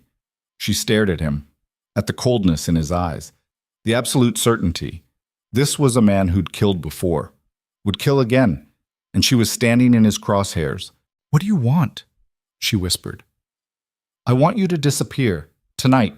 Leave the city, change your name, never contact Adrian again. And if I don't, then the next bullet goes in your head. He released her. Lena stumbled back, cradling her wrist. You have until sunrise, Alexei said. After that, all bets are off.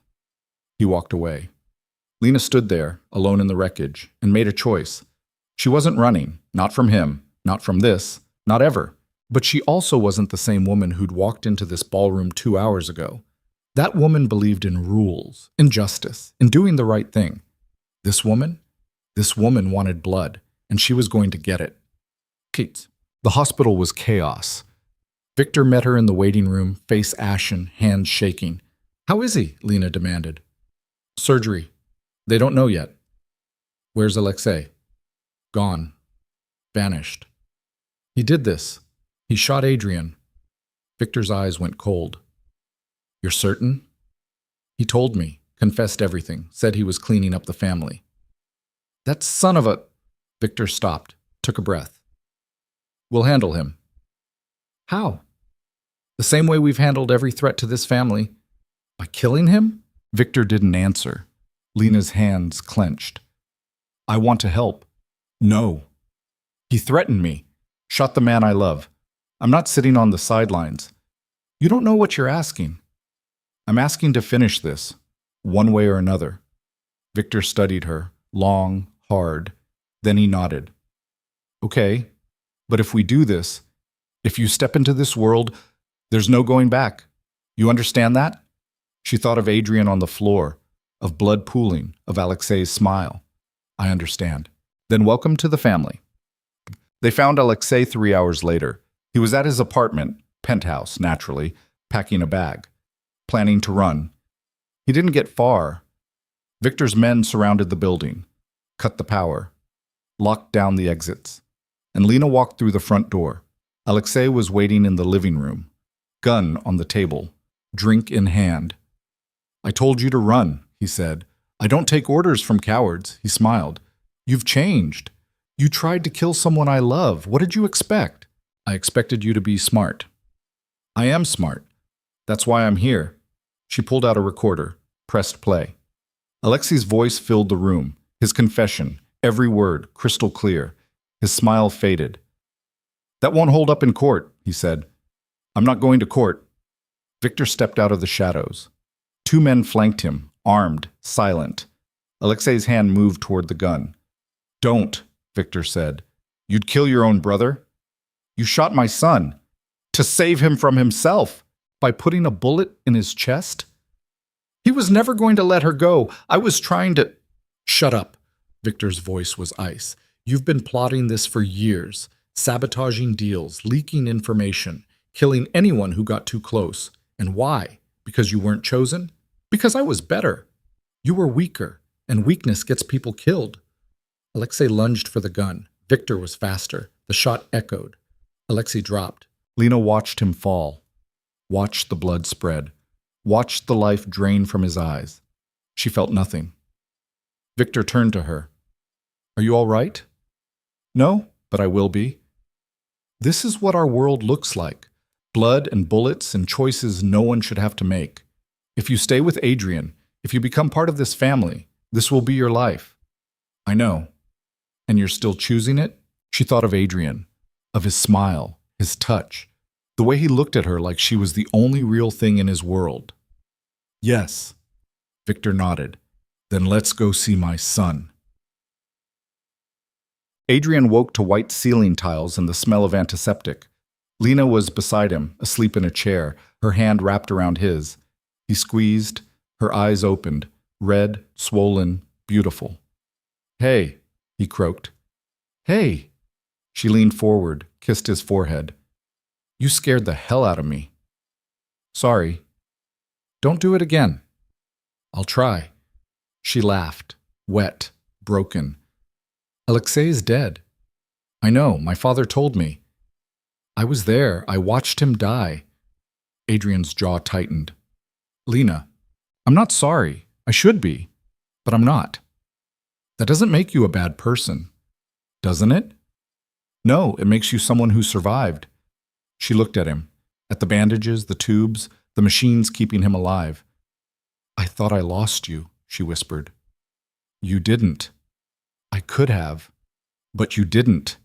She climbed into the bed beside him, careful, gentle, pressed her face into his shoulder. I'm not leaving, she said. I know. Even if it's dangerous. I know. Even if it kills me. It won't. I won't let it. She closed her eyes.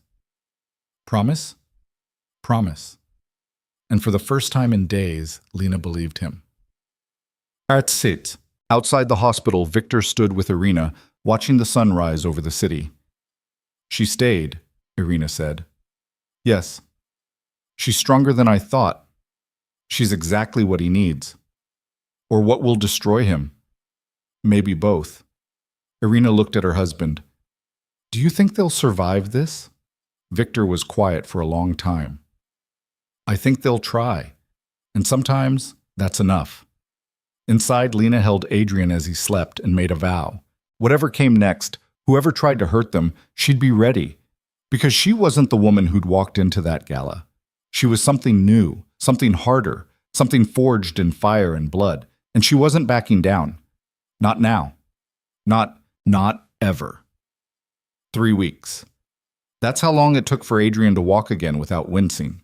3 weeks of physical therapy, painkillers he refused to take, and Lena watching him like a hawk every time he tried to do too much too fast. The bullet had missed his heart by 2 inches, nicked a rib, collapsed a lung. The surgeon said he was lucky. Adrian said luck had nothing to do with it. Alexei had always been a bad shot. Lena didn't find it funny. She'd moved into his penthouse the day he was discharged.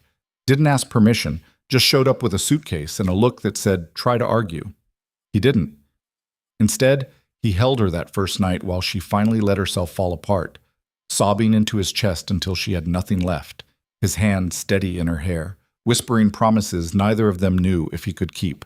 Now it was late October, the city had gone cold, and Mikhail Sokolov was still out there. Lena sat at the dining table, laptop open, spreadsheets covering the screen. Numbers. Always numbers. They were the only thing that made sense anymore. "You're up early," Adrian said from the doorway. She didn't look up. "Couldn't sleep. Nightmares again?" "Memories." He crossed to her, kissed the top of her head. She could feel the stiffness in his movements, the way he favored his left side. 3 weeks wasn't enough, but he wouldn't admit it. "What are you working on?" he asked. "Following the money." "Whose money?" "Sokolov's." She turned the laptop so he could see. "He's been moving assets, liquidating holdings, transferring funds offshore. He's running. Or preparing for something." Adrian leaned against the table. "Like what?" "I don't know yet. But people don't move this much money unless they're either desperate or planning something big." "How much are we talking?" 400 million, maybe more." He whistled low. "That's a war chest. Or an escape plan." "Sokolov doesn't run. He doubles down." "Then what's he doubling down on?" Adrian was quiet for a long moment. Then, "Me." "What do you mean?" "The merger. It's in 2 days. If it goes through, Varelli Industries becomes the largest private equity firm in the Northeast. Sokolov loses leverage, loses influence, loses everything he spent 20 years building. So he'll try to stop it. He'll try to kill me first." Lena's blood went cold. "Then we cancel. Push it back. Give ourselves time to—" "No. Adrian, I'm not giving him the satisfaction. Not after everything he's done." "He shot you." "Alexei shot me. Sokolov just gave the order." "That's the same thing." "No, it's not. Alexei was family. That was personal. Sokolov's just business." She stared at him. "You can't actually believe that." "I don't, but I'm not hiding anymore." He cupped her face. "This ends in 2 days, one way or another. And if you die, then you finish it. Don't. Lena, don't talk like that. Don't act like this is some heroic last stand. You're not a martyr. You're just a man who keeps making stupid decisions." He smiled, tired, sad. "I know." "Then stop." "I can't." "Why not?" "Because if I stop now, everything we've sacrificed, everything you've sacrificed, will be for nothing." She wanted to hit him, wanted to scream, wanted to drag him out of this city and never look back. Instead, she kissed him. Hard, desperate, like she was trying to memorize the taste of him. When they broke apart, she rested her forehead against his. "I hate you," she whispered. "I know." "I love you." "I know that too." Her phone buzzed. She ignored it. It buzzed again. Adrian pulled back. "Answer it." She looked at the screen. "Victor." "Yeah?" "We have a problem." Victor's voice was tight. "Turn on the news." Lena grabbed the remote, flipped to CNN. Her stomach dropped. The headline: Varelli Industries under federal investigation. "What the hell is this?" Adrian demanded, taking the phone. "Sokolov," Victor said. "He leaked documents to the FBI. Financial records, emails, everything." "What kind of documents?" "The kind that make us look like we're laundering money for the Russian mob." "Are we?" "Not anymore, but we were. 20 years ago." Adrian closed his eyes. "Fuck. The merger's dead," Victor continued. "No one's going to touch us now. And if the feds find what they're looking for, we're all going to prison." "How long do we have?" "Maybe a day. Maybe less." "Then we move now." "Move where?" "Sokolov. If he's the one feeding them information, we cut off the source.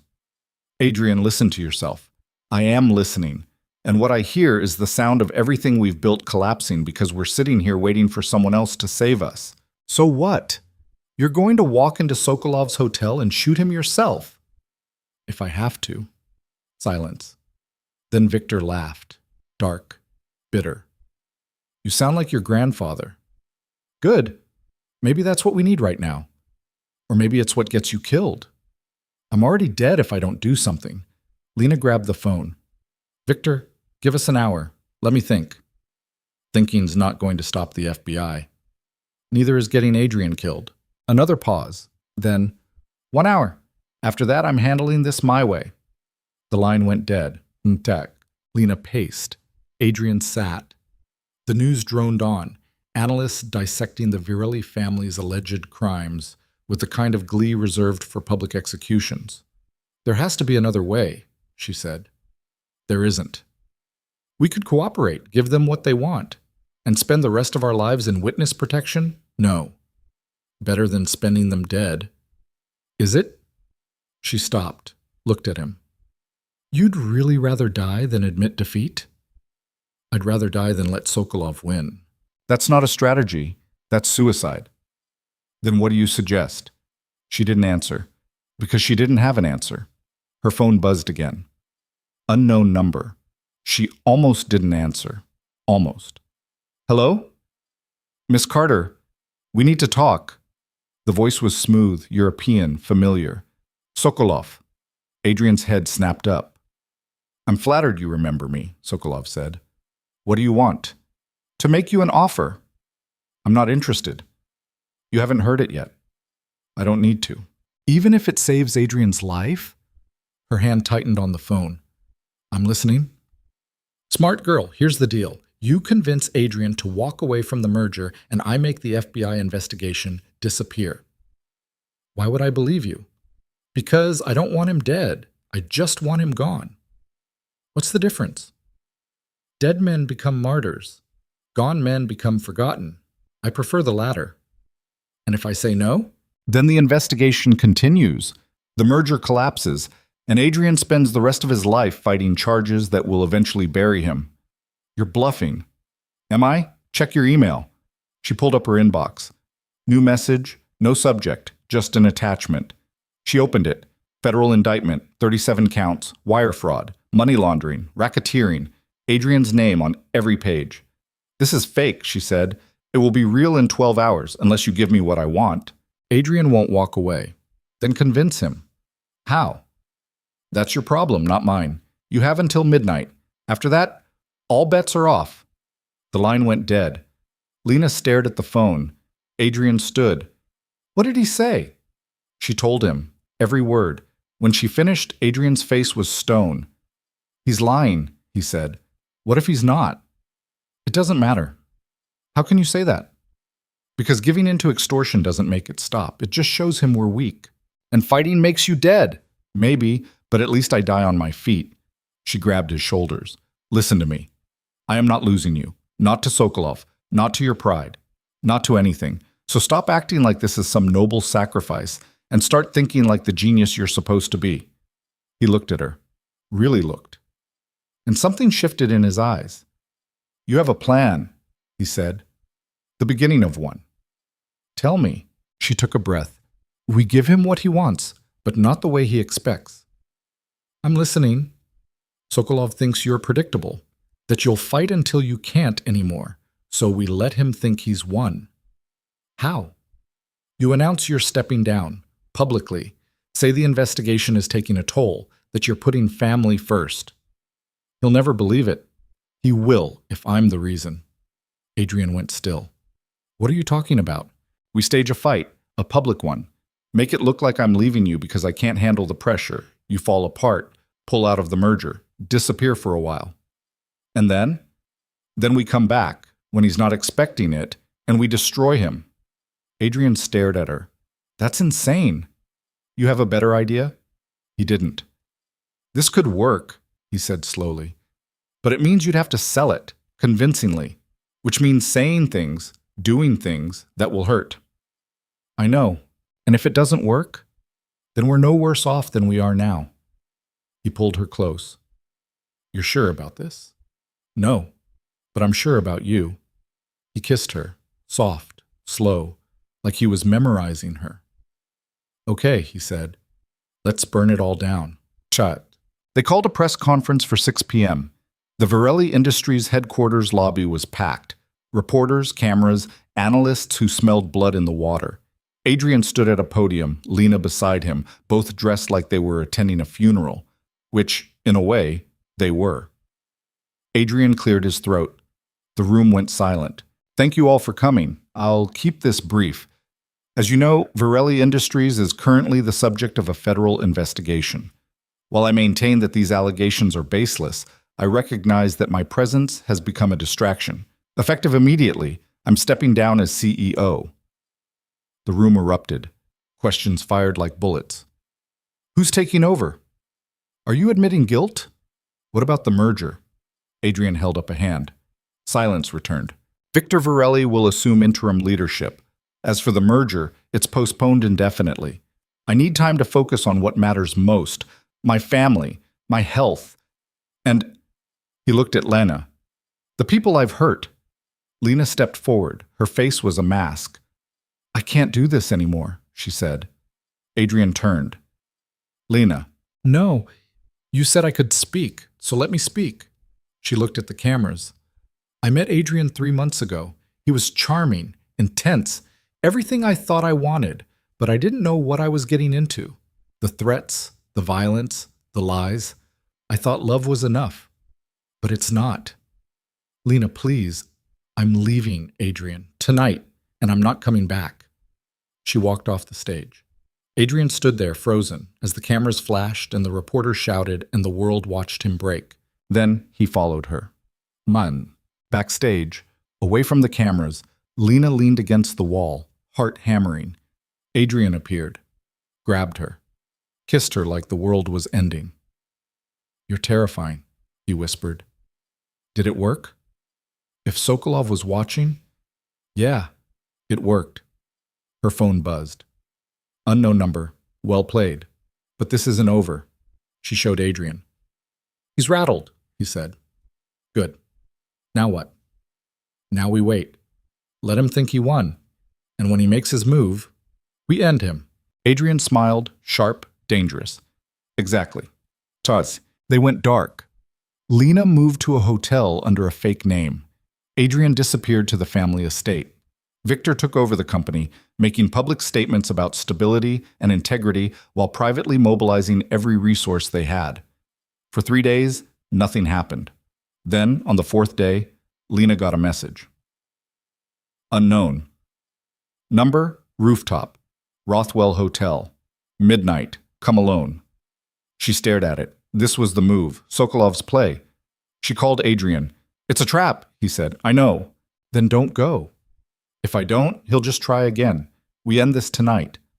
Not alone. He said, I don't care what he said. I'm not letting you walk into a trap without backup. Fine. But you stay out of sight. If he sees you, I know. I'll be careful.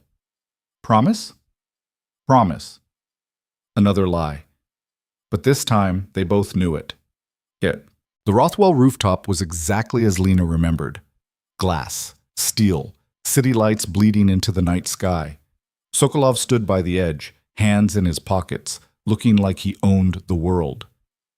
You came, he said. You knew I would. I hoped. There's a difference. She stopped 10 feet away.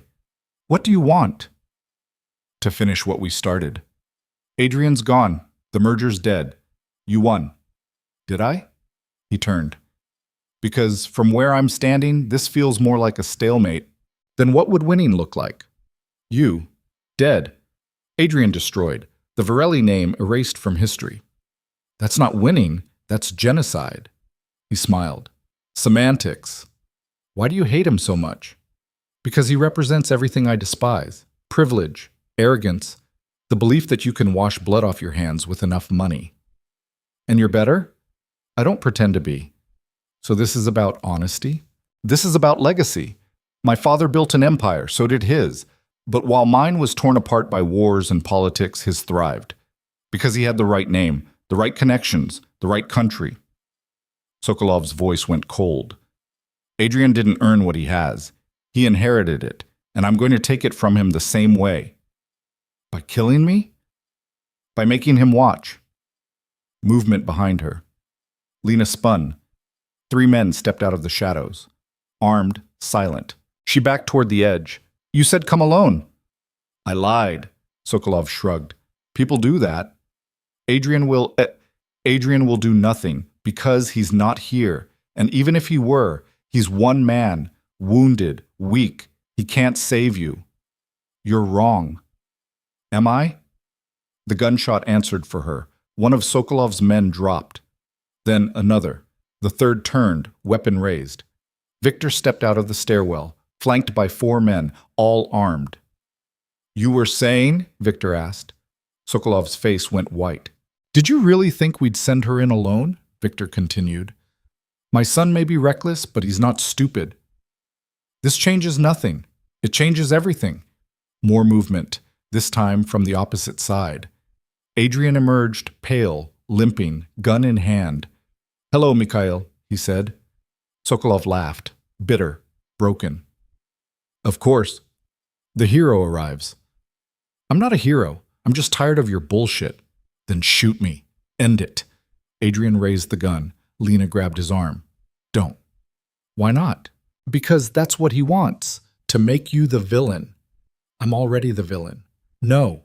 You're the man I love, and I'm not letting you become something you're not. Adrian looked at her, at the desperation in her eyes, the faith. He lowered the gun. You're under arrest, a voice said. They all turned. Federal agents poured onto the rooftop, dozens of them, LED lights, weapons, radios crackling. The lead agent, 50s, gray-haired, exhausted, approached Sokolov. Mikhail Sokolov, you're under arrest for conspiracy, wire fraud, and attempted murder. On whose authority? The agent gestured to Lena. Hers. Sokolov stared. What? Lena stepped forward. Remember those financial records you leaked? I found more. Offshore accounts, bribery, payments to Alexei, everything. And I gave it all to the FBI. You? Sokolov's face twisted. You stupid girl. Do you have any idea what you've done? I ended you. You've doomed yourself. You think they'll stop with me? They'll come for Adrian next, for his father, for everyone. Let them. We have nothing to hide anymore. The agent cuffed Sokolov, read him his rights, led him away. As he passed Adrian, he stopped. This isn't over, he hissed. Yes, Adrian said quietly. It is. They watched him disappear into the stairwell. Then, finally, Lena let herself breathe. Pete. The FBI questioned them for hours. Separate rooms, separate agents, asking the same questions a dozen different ways. Lena told the truth. About Alexei. About the money. About everything except the parts that would incriminate Adrian beyond what they already knew. When they finally let her go, it was 4 a.m. Adrian was waiting in the lobby. He looked like hell, but he was smiling. They're not charging us, he said. What? Sokolov's lawyer tried to cut a deal, offered to testify against us in exchange for leniency, but the evidence you provided, it was too strong. They don't need us. They have him. She almost collapsed. It's over? Not completely. There'll be depositions, audits, but the worst of it? Yeah, it's over. She started crying. Adrian pulled her close. Hey, it's okay. I thought we were going to lose. We almost did. But we didn't. No, we didn't. She looked up at him. What now? Now we go home. And then? And then we figure out how to live like normal people. She laughed, wet, broken. We're not normal people. Then we'll figure out how to live anyway. Like. They drove back to the penthouse in silence, exhausted, shell-shocked, alive. Lena stood by the window watching the city wake up. Adrian came up behind her, wrapped his arms around her waist. I have to ask you something, he said. Okay. When you were up on that rooftop, when Sokolov had you cornered, were you scared? She was quiet for a long moment. No, she said finally. I was furious.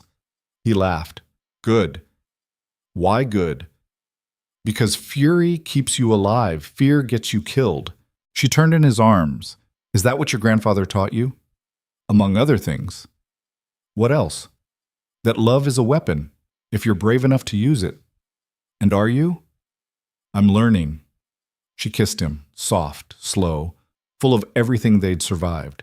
When they broke apart, Adrian reached into his pocket. I bought this 3 weeks ago, he said, before Alexei shot me, before everything went to hell. I was going to wait, make it romantic, but I'm done waiting. He opened the box. The ring was simple, elegant, perfect. Lena Carter, will you marry me? She stared at him, at the man who'd upended her life, who dragged her into hell and fought beside her to claw their way out. Yes, she whispered. He slipped the ring on her finger, and for the first time in months, Lena felt something close to peace. Yeet. But peace, in their world, never lasted long. 2 days later, Lena was at the office, her old desk, her old life, trying to pretend everything was normal, when her phone rang. Unknown number. Her stomach dropped. Hello? Miss Carter, this is Special Agent Rhodes, FBI. We need you to come in. I already gave my statement. This isn't about Sokolov. This is about something else we found. In the documents you provided. What kind of something? The kind we need to discuss in person. Today. Bring Adrian. Why? Because if what we found is accurate, you're both in a lot more trouble than you think. The line went dead. Lena sat there, heart hammering, staring at her phone.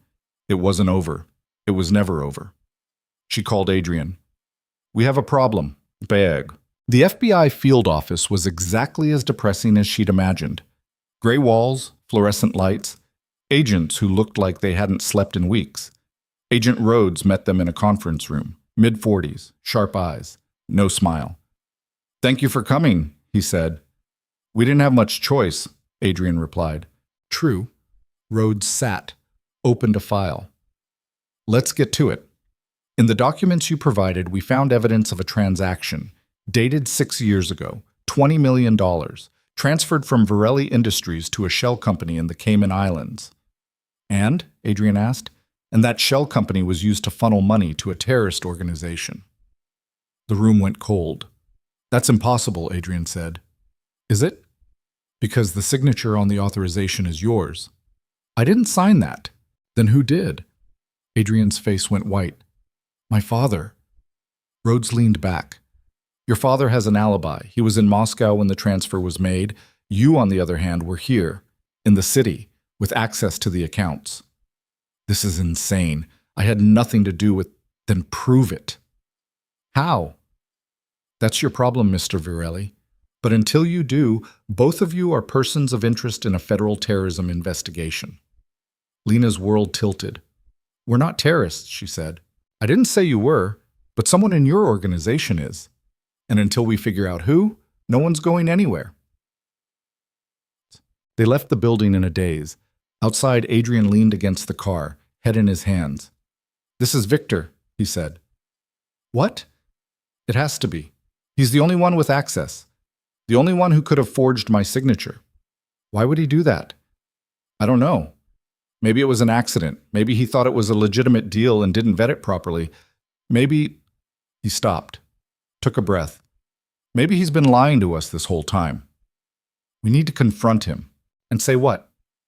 Dad, did you accidentally fund terrorists? That's not a conversation you just have. Then what do we do? Adrian looked at her, and in his eyes, she saw something she'd never seen before. Fear. We run, he said. What? We get out of the city, out of the country, disappear before this gets worse. Adrian, we can't just... Yes, we can. We take what we need and we go, tonight. And spend the rest of our lives looking over our shoulders?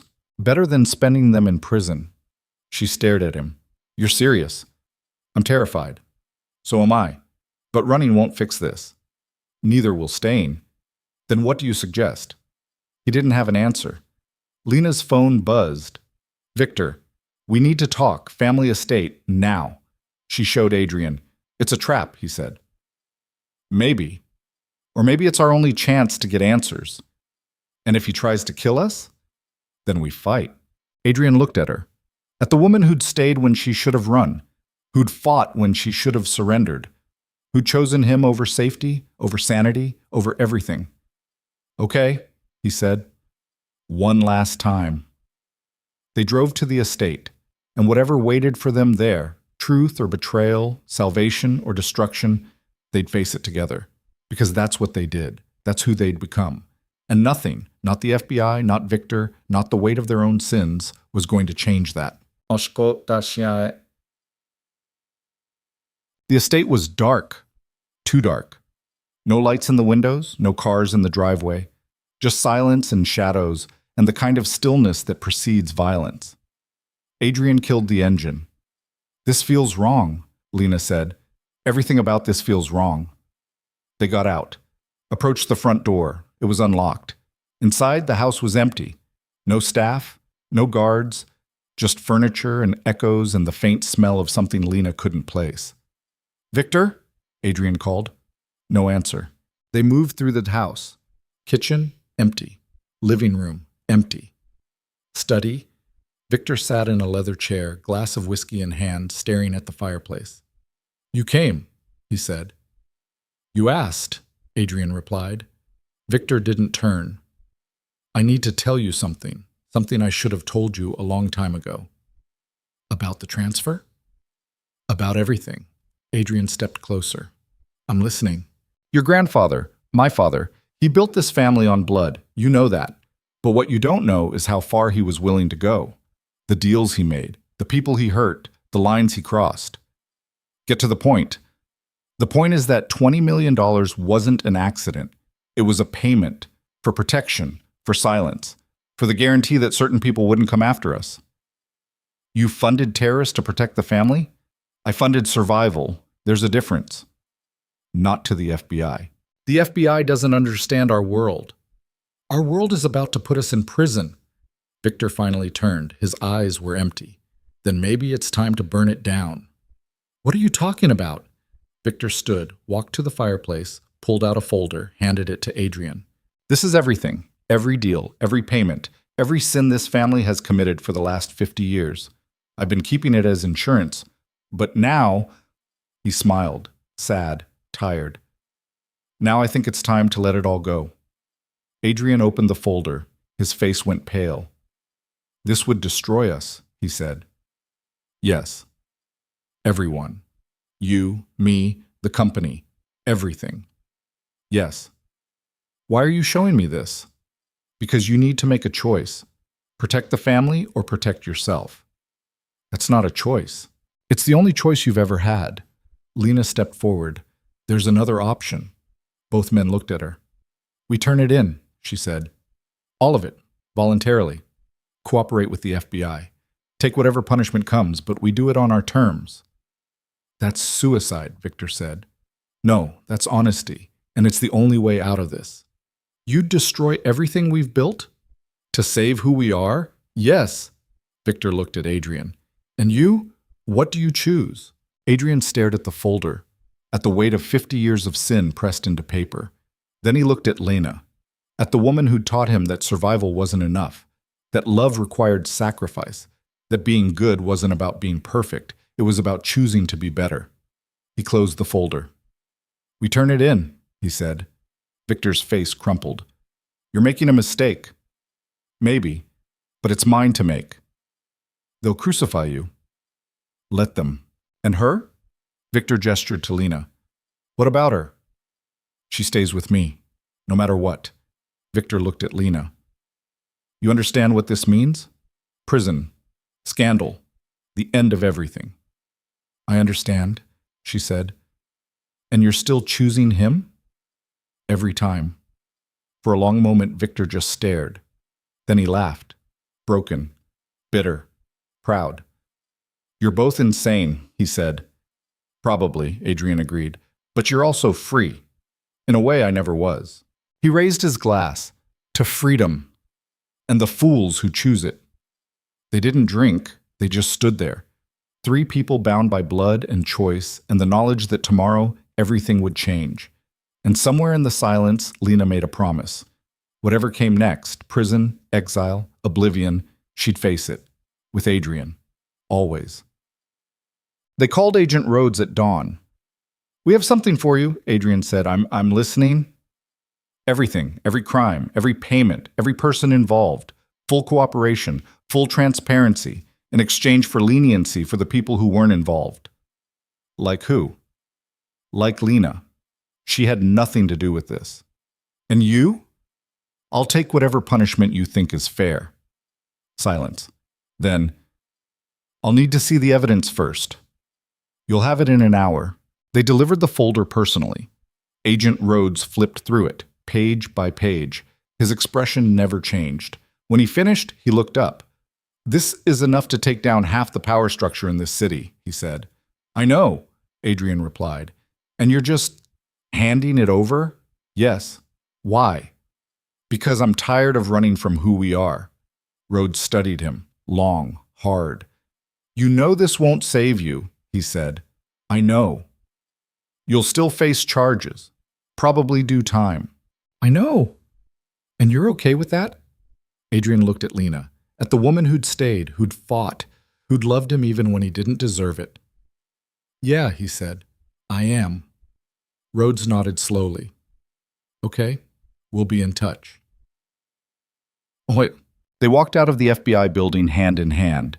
The sun was rising, the city was waking, and somewhere in the distance, sirens wailed. "What happens now?" Lena asked. "Now we wait, and hope the system is kinder than we deserve. And if it's not, then we face it, together." She leaned into him. "I'm scared." "Me too. But I don't regret this." "Neither do I." They stood there watching the sun climb, and for the first time in months they let themselves believe in something other than survival. They believed in each other, and that, they decided, was enough. Yes. 2 months later, the charges came. Adrian, conspiracy, wire fraud, accessory to financial crimes. 15 years, reduced to 8 with cooperation. Victor, the same, plus additional charges. 20 years. Lena, cleared of all charges. Free. The trial was swift. The verdict, inevitable. On the day of sentencing, Lena sat in the gallery, watching Adrian stand before the judge. "Do you have anything to say?" the judge asked. Adrian looked at Lena. "I do. I've spent my whole life trying to be better than my family, trying to prove I was different, but the truth is I'm not.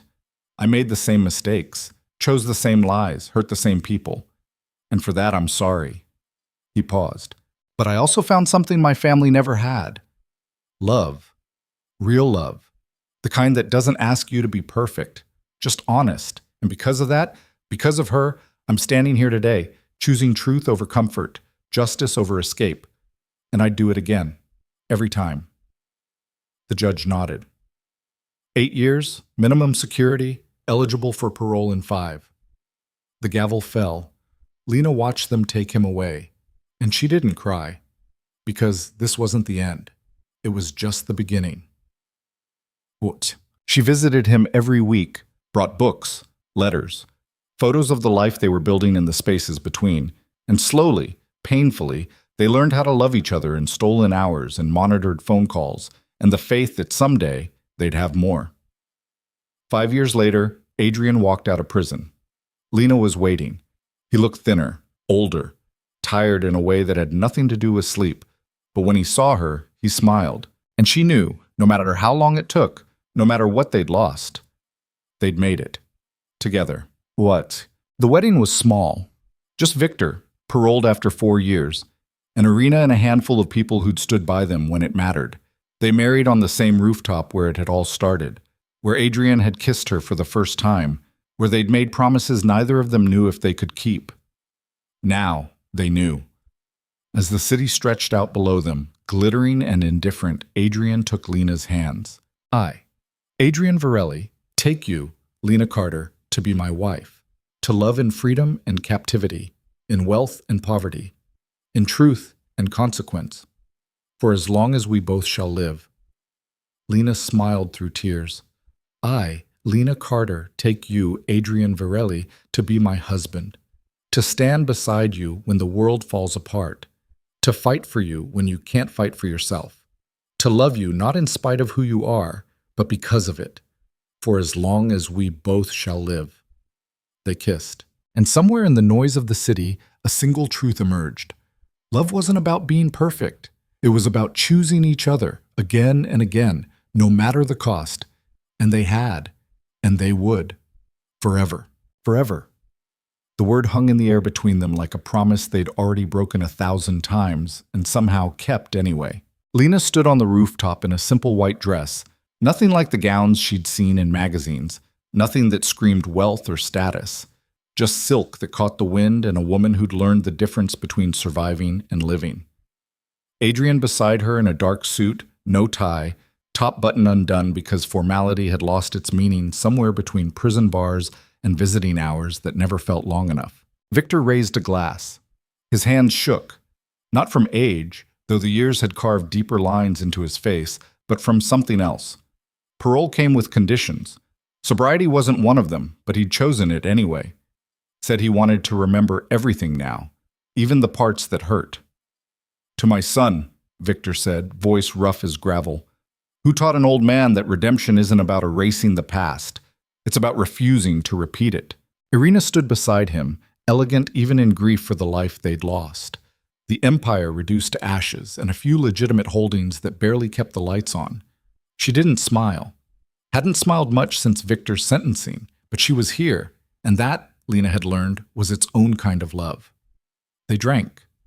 Cheap champagne because the expensive stuff had been seized, auctioned, redistributed to pay fines and restitution to victims whose names Lena would never know. The ceremony ended. No reception. No photographers. Just 6 people on a rooftop at sunset, bearing witness to something that shouldn't have survived, but did. As the others filtered toward the elevator, Adrian caught Lena's hand. "Wait," he said. She waited. He led her to the edge. The city sprawled below, indifferent, eternal, still glittering like it gave a damn about 2 people who'd clawed their way back from the edge. "5 years ago, I stood here and watched you walk away," Adrian said. "Watched you tell the world you were leaving me, and I knew it was a lie. But I also knew—" He stopped, swallowed. "I also knew that someday it might not be." "Adrian, let me finish." His grip tightened. "Prison gives you time to think. Too much time. And I spent every day wondering if you'd wake up and realize you'd made a mistake, that loving me had cost you too much, your career, your safety, 5 years of your life waiting for a man who might never be worth it. You are worth it. Am I? Because some days I'm not sure." She turned to face him, cupped his face in her hands. "Listen to me. I didn't wait because I had to. I waited because I wanted to. Because every other version of my life, the one where I walked away, where I chose safety over you, felt like dying slowly. That's not rational. Love isn't rational, it's just true." He kissed her then, soft, desperate, like he was still learning how to believe her. When they broke apart, Lena rested her forehead against his. "What now?" she asked. "Now we figure out what normal looks like." "We've never been normal? Then we'll make our own version." She smiled. "Okay." They stood there as the sun bled out across the horizon, painting the sky in shades of orange and red and gold. Beautiful, violent, temporary, like everything else. Chat. The apartment was small. Lena had moved 3 times while Adrian was inside, once because the lease ended, once because reporters wouldn't stop camping outside her building, once because she needed to prove to herself she could start over. This place was in Queens, 3rd floor. Street noise and neighbor arguments and rent she could actually afford on an accountant's salary. She'd kept working. Had to. The Varelli name was poison in corporate circles, but she'd gone back to her maiden name for interviews, scrubbed her LinkedIn, built a new identity one spreadsheet at a time. Junior accountant at a mid-sized firm that didn't ask questions as long as the numbers reconciled. It wasn't glamorous, but it was hers.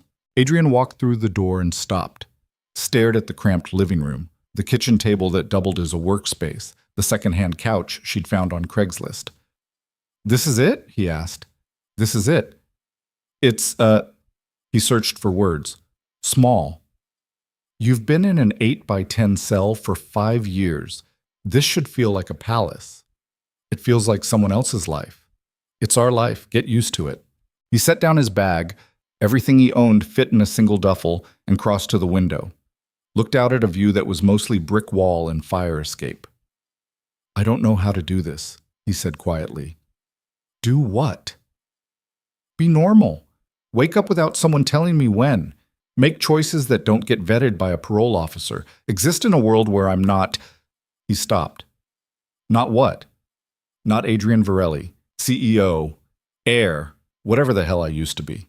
Lena came up behind him, wrapped her arms around his waist, rested her cheek against his back. You're just Adrian, she said, and that's enough. Is it? For me? Yeah. He turned in her arms. What if I'm not enough for me? Then we'll figure that out too. He kissed the top of her head. You're terrifying, you know that? You've mentioned it. They stood there, two people learning how to hold each other without the weight of the world pressing down, and for the first time in 5 years, Adrian let himself breathe. Sad. The nightmare started the second week. Lena woke to Adrian thrashing beside her, sheets tangled, voice hoarse from shouting words she couldn't understand. She grabbed his shoulders, tried to wake him gently, ended up taking an elbow to the ribs before his eyes snapped open. He stared at her, wild, disoriented. It's okay, she said. You're safe. Where? Home. You're home. Recognition slowly filtered in. He looked around, saw the apartment, saw her, collapsed back against the pillows. Fuck, he muttered. How long have you been having these? Since the beginning. They got worse the last year. Did you tell anyone? Who was I going to tell? The prison therapist who had 30 guys on her caseload and gave everyone the same photocopied worksheet about managing stress? You could have told me. In a monitored visiting room? No. You could have written it. And have some guard read about how I wake up every night thinking I'm being... He stopped, shook his head. No. Lena's chest ached. What happens in them? The dreams. Different things. Sometimes I'm back in the trial. Sometimes I'm watching you walk away and I can't move. Sometimes... His voice cracked. Sometimes it's Alexei, standing over me. And I can't tell if I'm about to die or if I already did. She took his hand, laced their fingers together. You're not dead. You're here. With me. I know. Do you? He looked at her. Really looked. And she saw it. The exhaustion, the fear, the part of him that was still locked in a cell even though the door had opened. I'm trying, he said. That's enough. Is it? It has to be. She pulled him close. He buried his face in her shoulder, and they stayed like that until the shaking stopped and morning crept through the blinds. Adrian's parole officer was a woman named Torres, mid-50s. No nonsense. She'd seen every con, every excuse, every attempt to game the system. She took one look at Adrian and said, You're going to be trouble. Excuse me? Rich kid. Used to getting what you want. Thinks the rules don't apply. She leaned back in her chair. I've had a dozen like you. Most of them are back inside within a year. I'm not going back. That's what they all say. I mean it. Prove it. Get a job. Stay clean. Check in every week. Don't leave the state without permission. And don't... She pointed at him.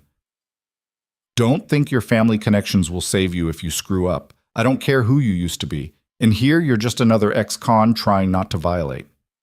Adrian's jaw tightened. Understood. Good. Now get out.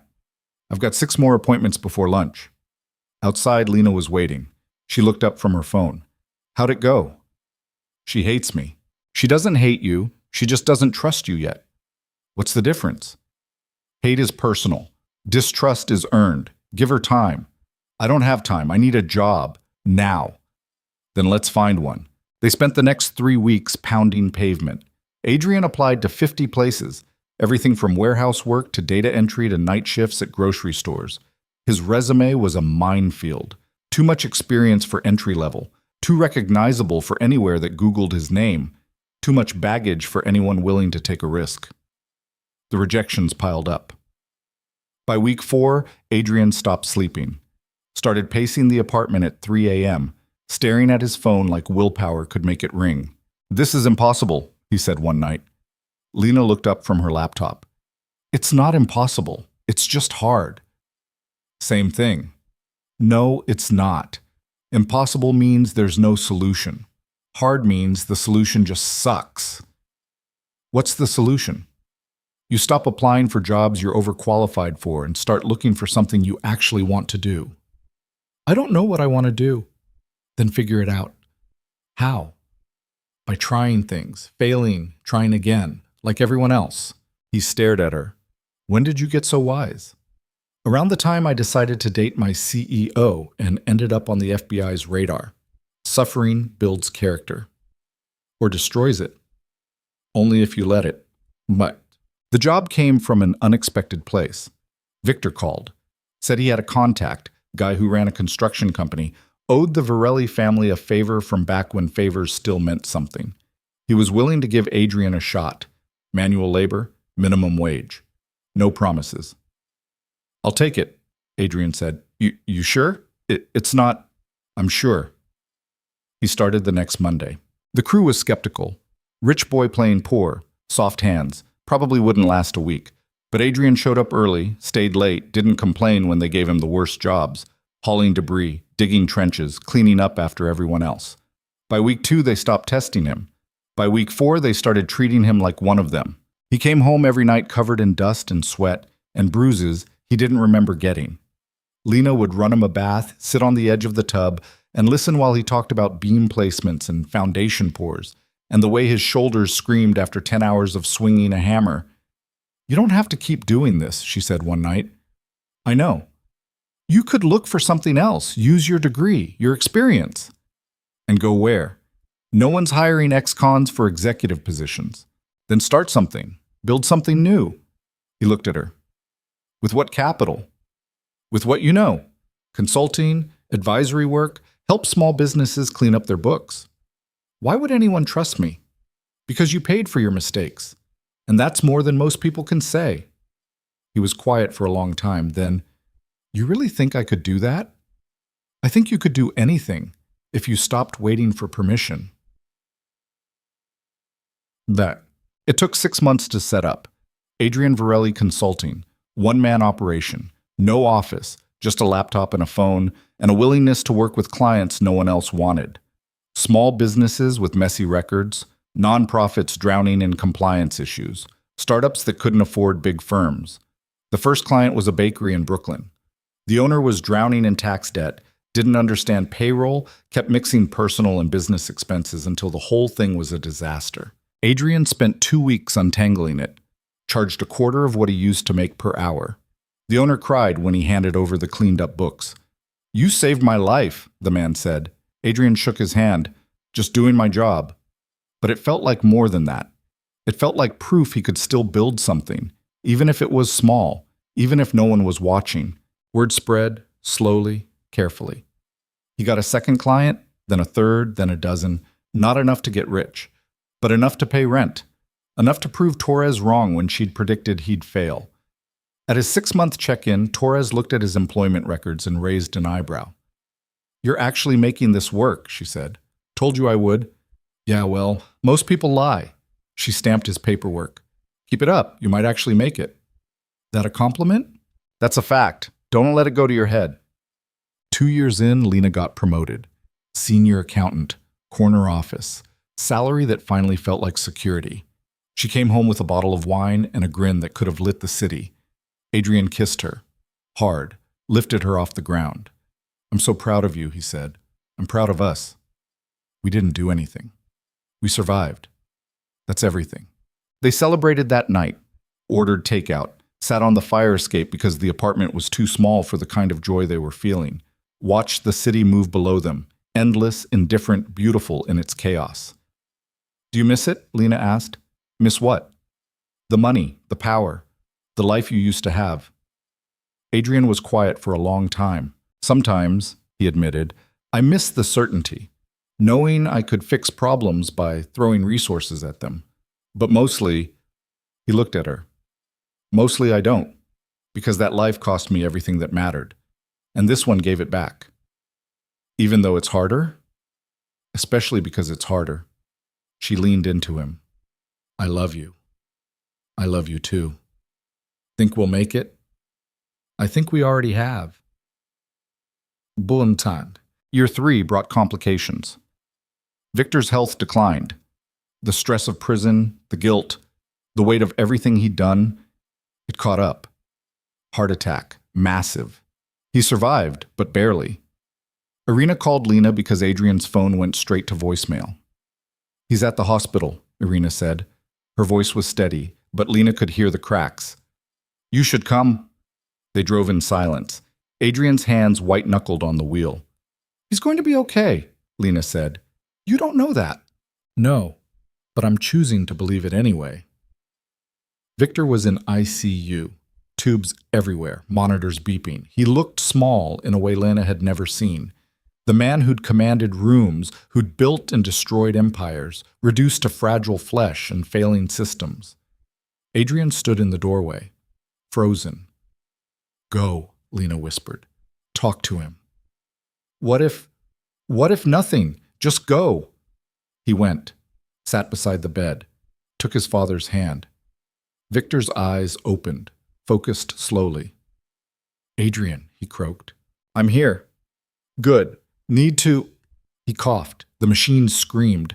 A nurse rushed in, adjusted something, left. Don't talk, Adrian said. Just rest. Can't. Need you to know... Victor's grip tightened.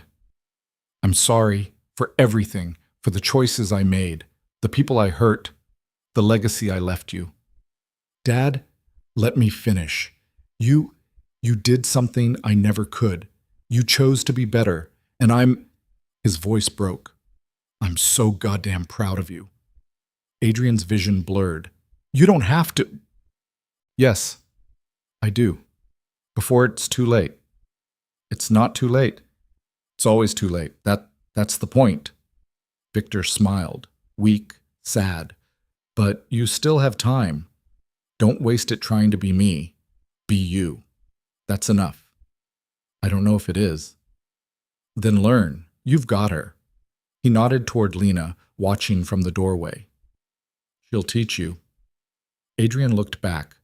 Lena gave a small wave. When he turned back, Victor's eyes had closed. Dad? The monitors beeped steady. He was asleep. Just asleep. But Adrian sat there for another hour anyway, holding his father's hand, saying all the things he should have said years ago. Victor survived, moved into a smaller place, stopped drinking for real this time, started attending a support group for ex-cons trying to rebuild.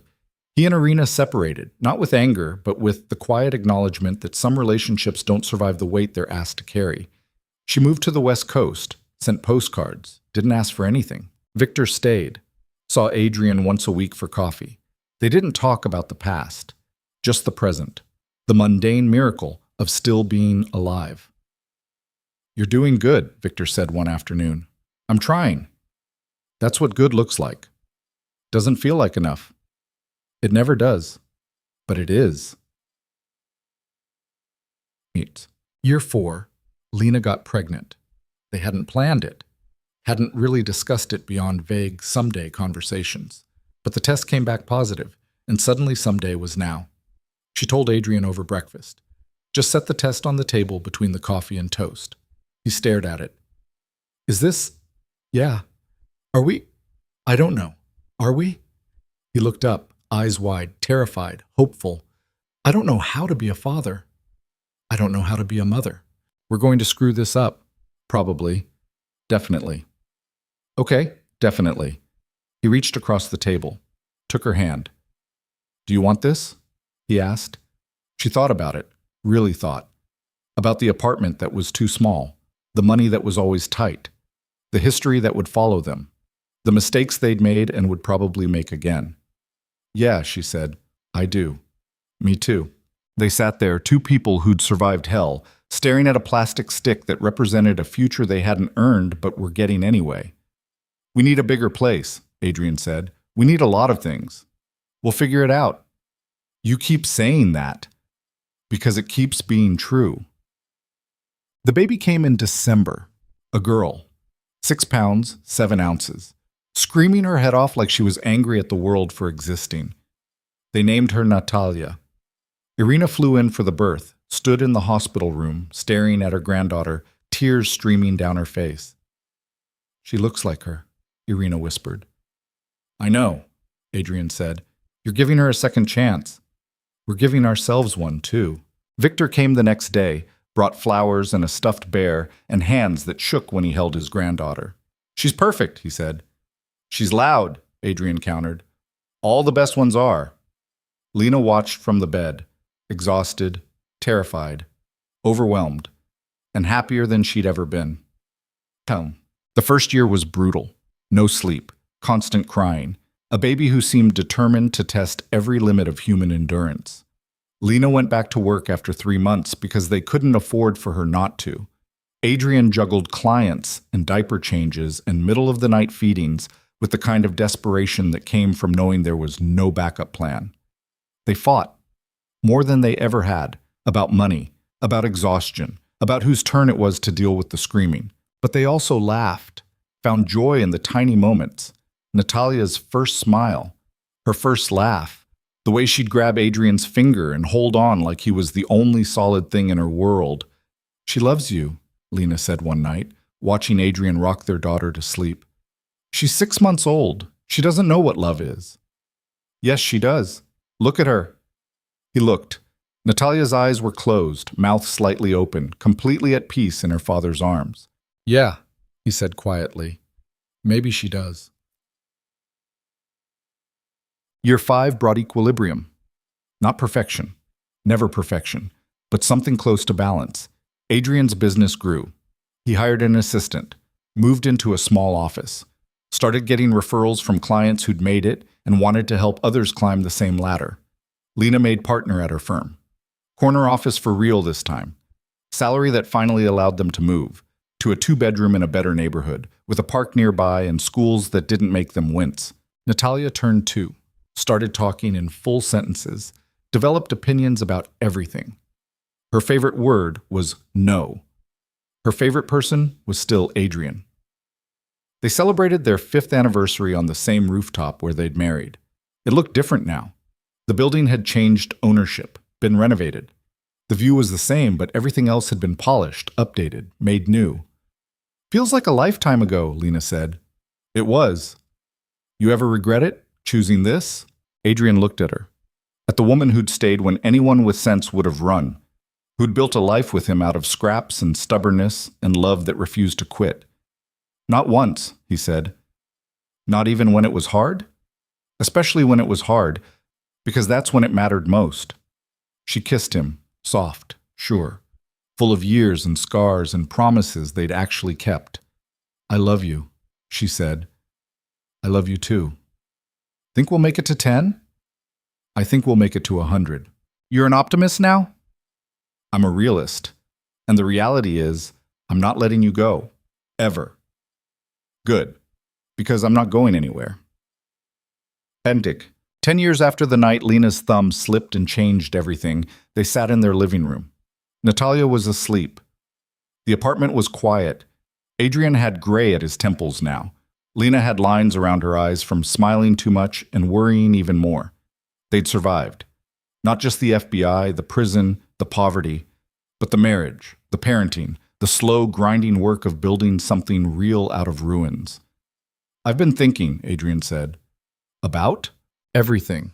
Where we started, where we are, how the hell we got here. Luck? Stubbornness. Same thing. He smiled.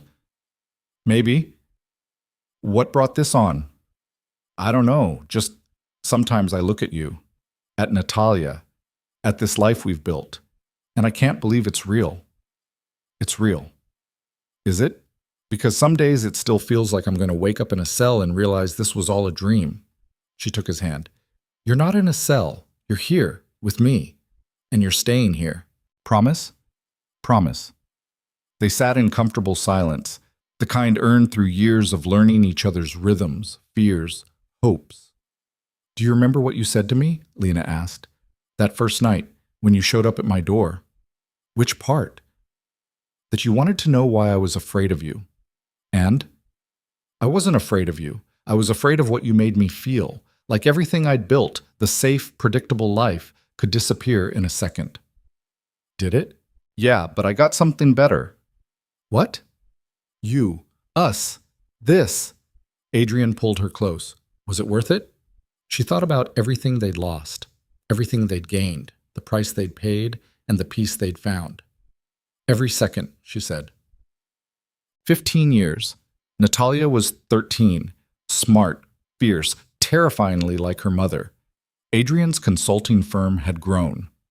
3 employees, steady clients, enough income that they'd bought a house, small but theirs, with a yard and a mortgage and all the mundane trappings of middle-class stability. Victor had passed, quietly, in his sleep, surrounded by the few people who'd forgiven him. Adrian spoke at the funeral, talked about redemption, about second chances, about a man who'd spent his life making mistakes and his last years trying to atone for them. He wasn't a good man, Adrian said, but he tried to be better. And in the end, maybe that's all any of us can do. Irina flew in, stayed a week, met Natalia for the first time in years. She looks like you, Irina told Lena. She acts like him, Lena replied. Good. The world needs more people who refuse to quit. 20 years, Natalia was in college, studying law. Said she wanted to help people who couldn't help themselves. Adrian joked that she was trying to fix his mistakes. She said maybe that was the point. Lena had gone independent, started her own accounting firm. Small, specialized in helping nonprofits and small businesses. She and Adrian sometimes collaborated. Mostly they just supported each other from adjacent lanes. They celebrated their 20th anniversary in a restaurant they couldn't afford when they'd first met. Ordered expensive wine.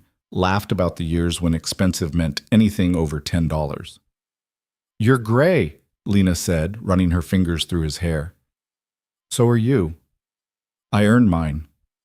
So did I. Think we'll make it to 30? I think we'll make it as long as we decide to. And how long's that? Forever, give or take. She smiled. I'll take those odds. Bought it. The call came on a Tuesday. Lena was at work, reviewing a client's quarterly projections. Her phone rang. Unknown number. She almost didn't answer. Hello? Is this Lena Varelli? Yes. This is Mount Sinai Hospital. Your husband was brought in about an hour ago. You should come. Her world tilted. What happened?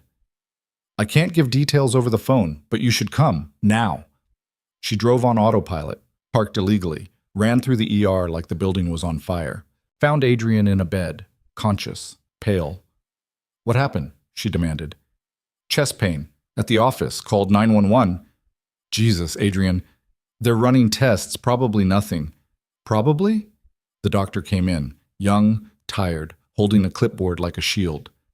Mr. Varelli, your tests came back. You had a cardiac event, not a full heart attack, but close. We're going to keep you overnight, run more tests, but you need to make some changes, diet, exercise, stress management.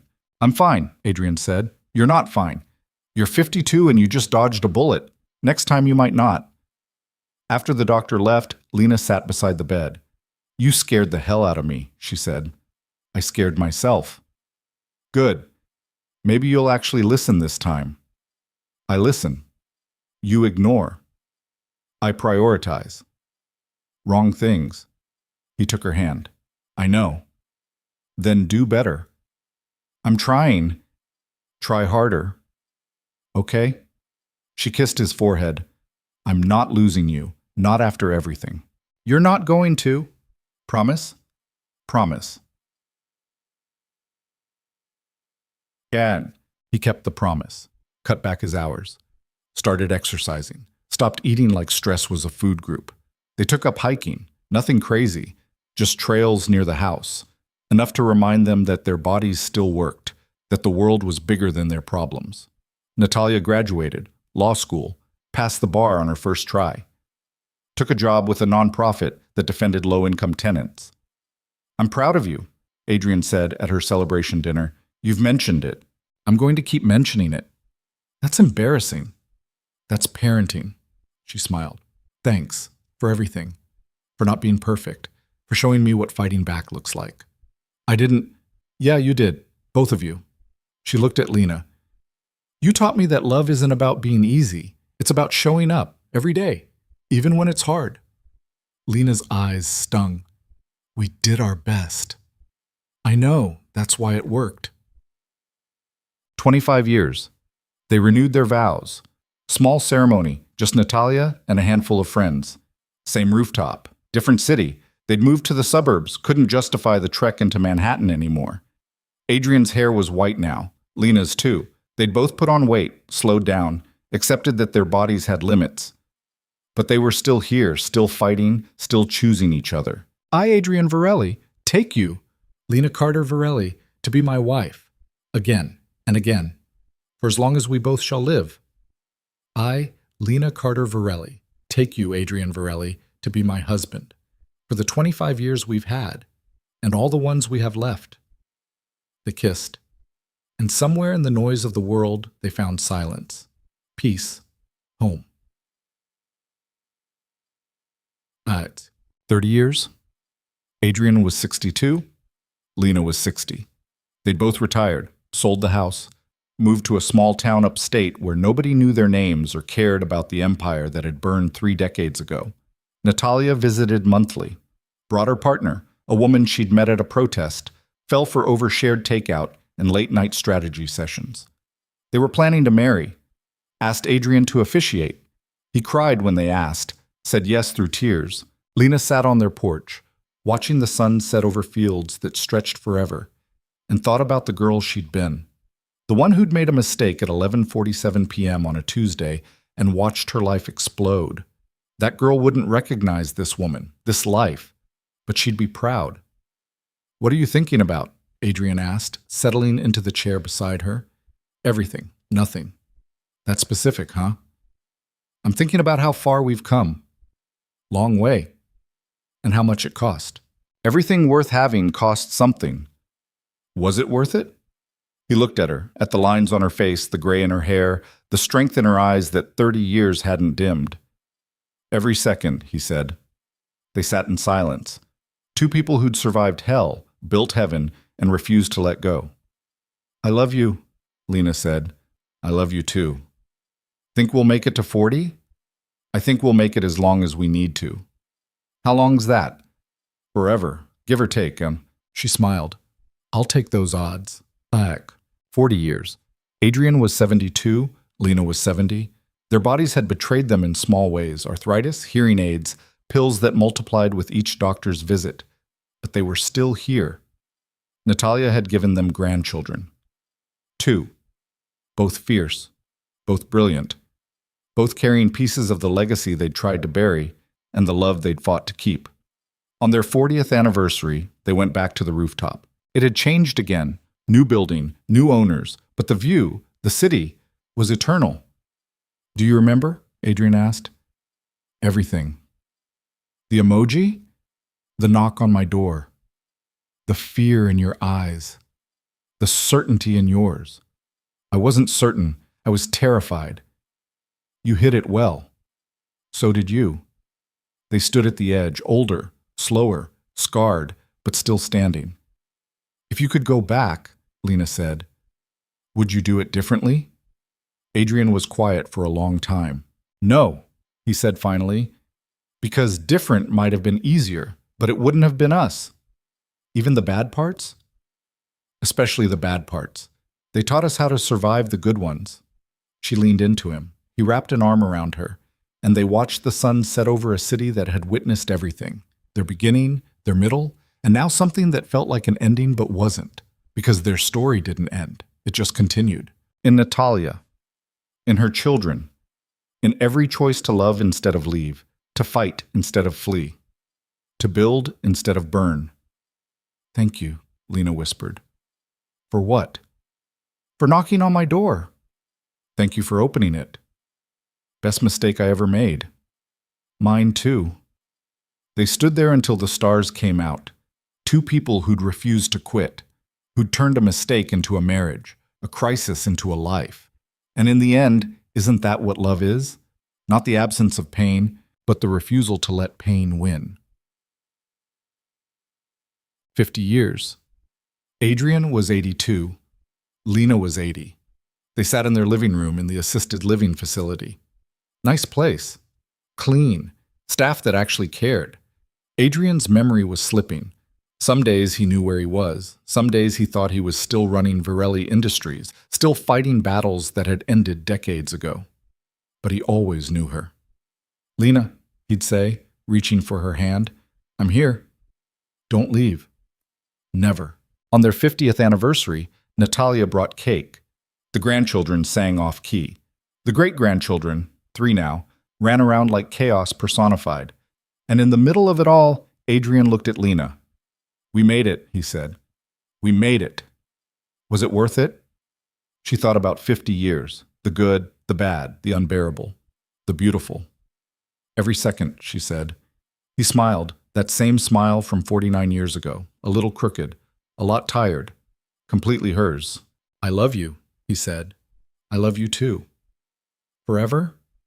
Forever." Adrian died first, peacefully, in his sleep, holding Lena's hand. She didn't cry at the funeral, had no tears left, just stood there staring at the casket, thinking about a man who'd knocked on her door at midnight and changed everything. Natalia spoke, talked about legacy, about love, about a father who'd been flawed and human and good enough. When it was over, Lena went home, sat in their apartment, in his chair, wearing his sweater because it still smelled like him. And finally, she let herself break. Lena lived another 3 years, spent them with Natalia, with the grandchildren, with the life they'd built. And every night, she'd sit in that chair and talk to Adrian, told him about her day, about the kids, about how much she missed him. Told him she'd be there soon, just not yet. On her last day, Natalia sat beside her. "Mom, do you have any regrets?" Lena thought about it, really thought. "Just one," she said. "What?" "That we didn't have more time. You had 50 years. And it still wasn't enough." Natalia squeezed her hand. "He's waiting for you. You know that, right?" Lena smiled. "I know. What are you going to say when you see him?" "That I kept my promise." "Which one?" "All of them." "Thanks." Lena closed her eyes that night. And when she opened them, she was standing on a rooftop. The city glittered below, young, eternal, beautiful. And Adrian was there. Not old, not sick, just him. The way she remembered. The way he'd always been in her heart. "You're late," he said. "I had things to do." "I know, I watched."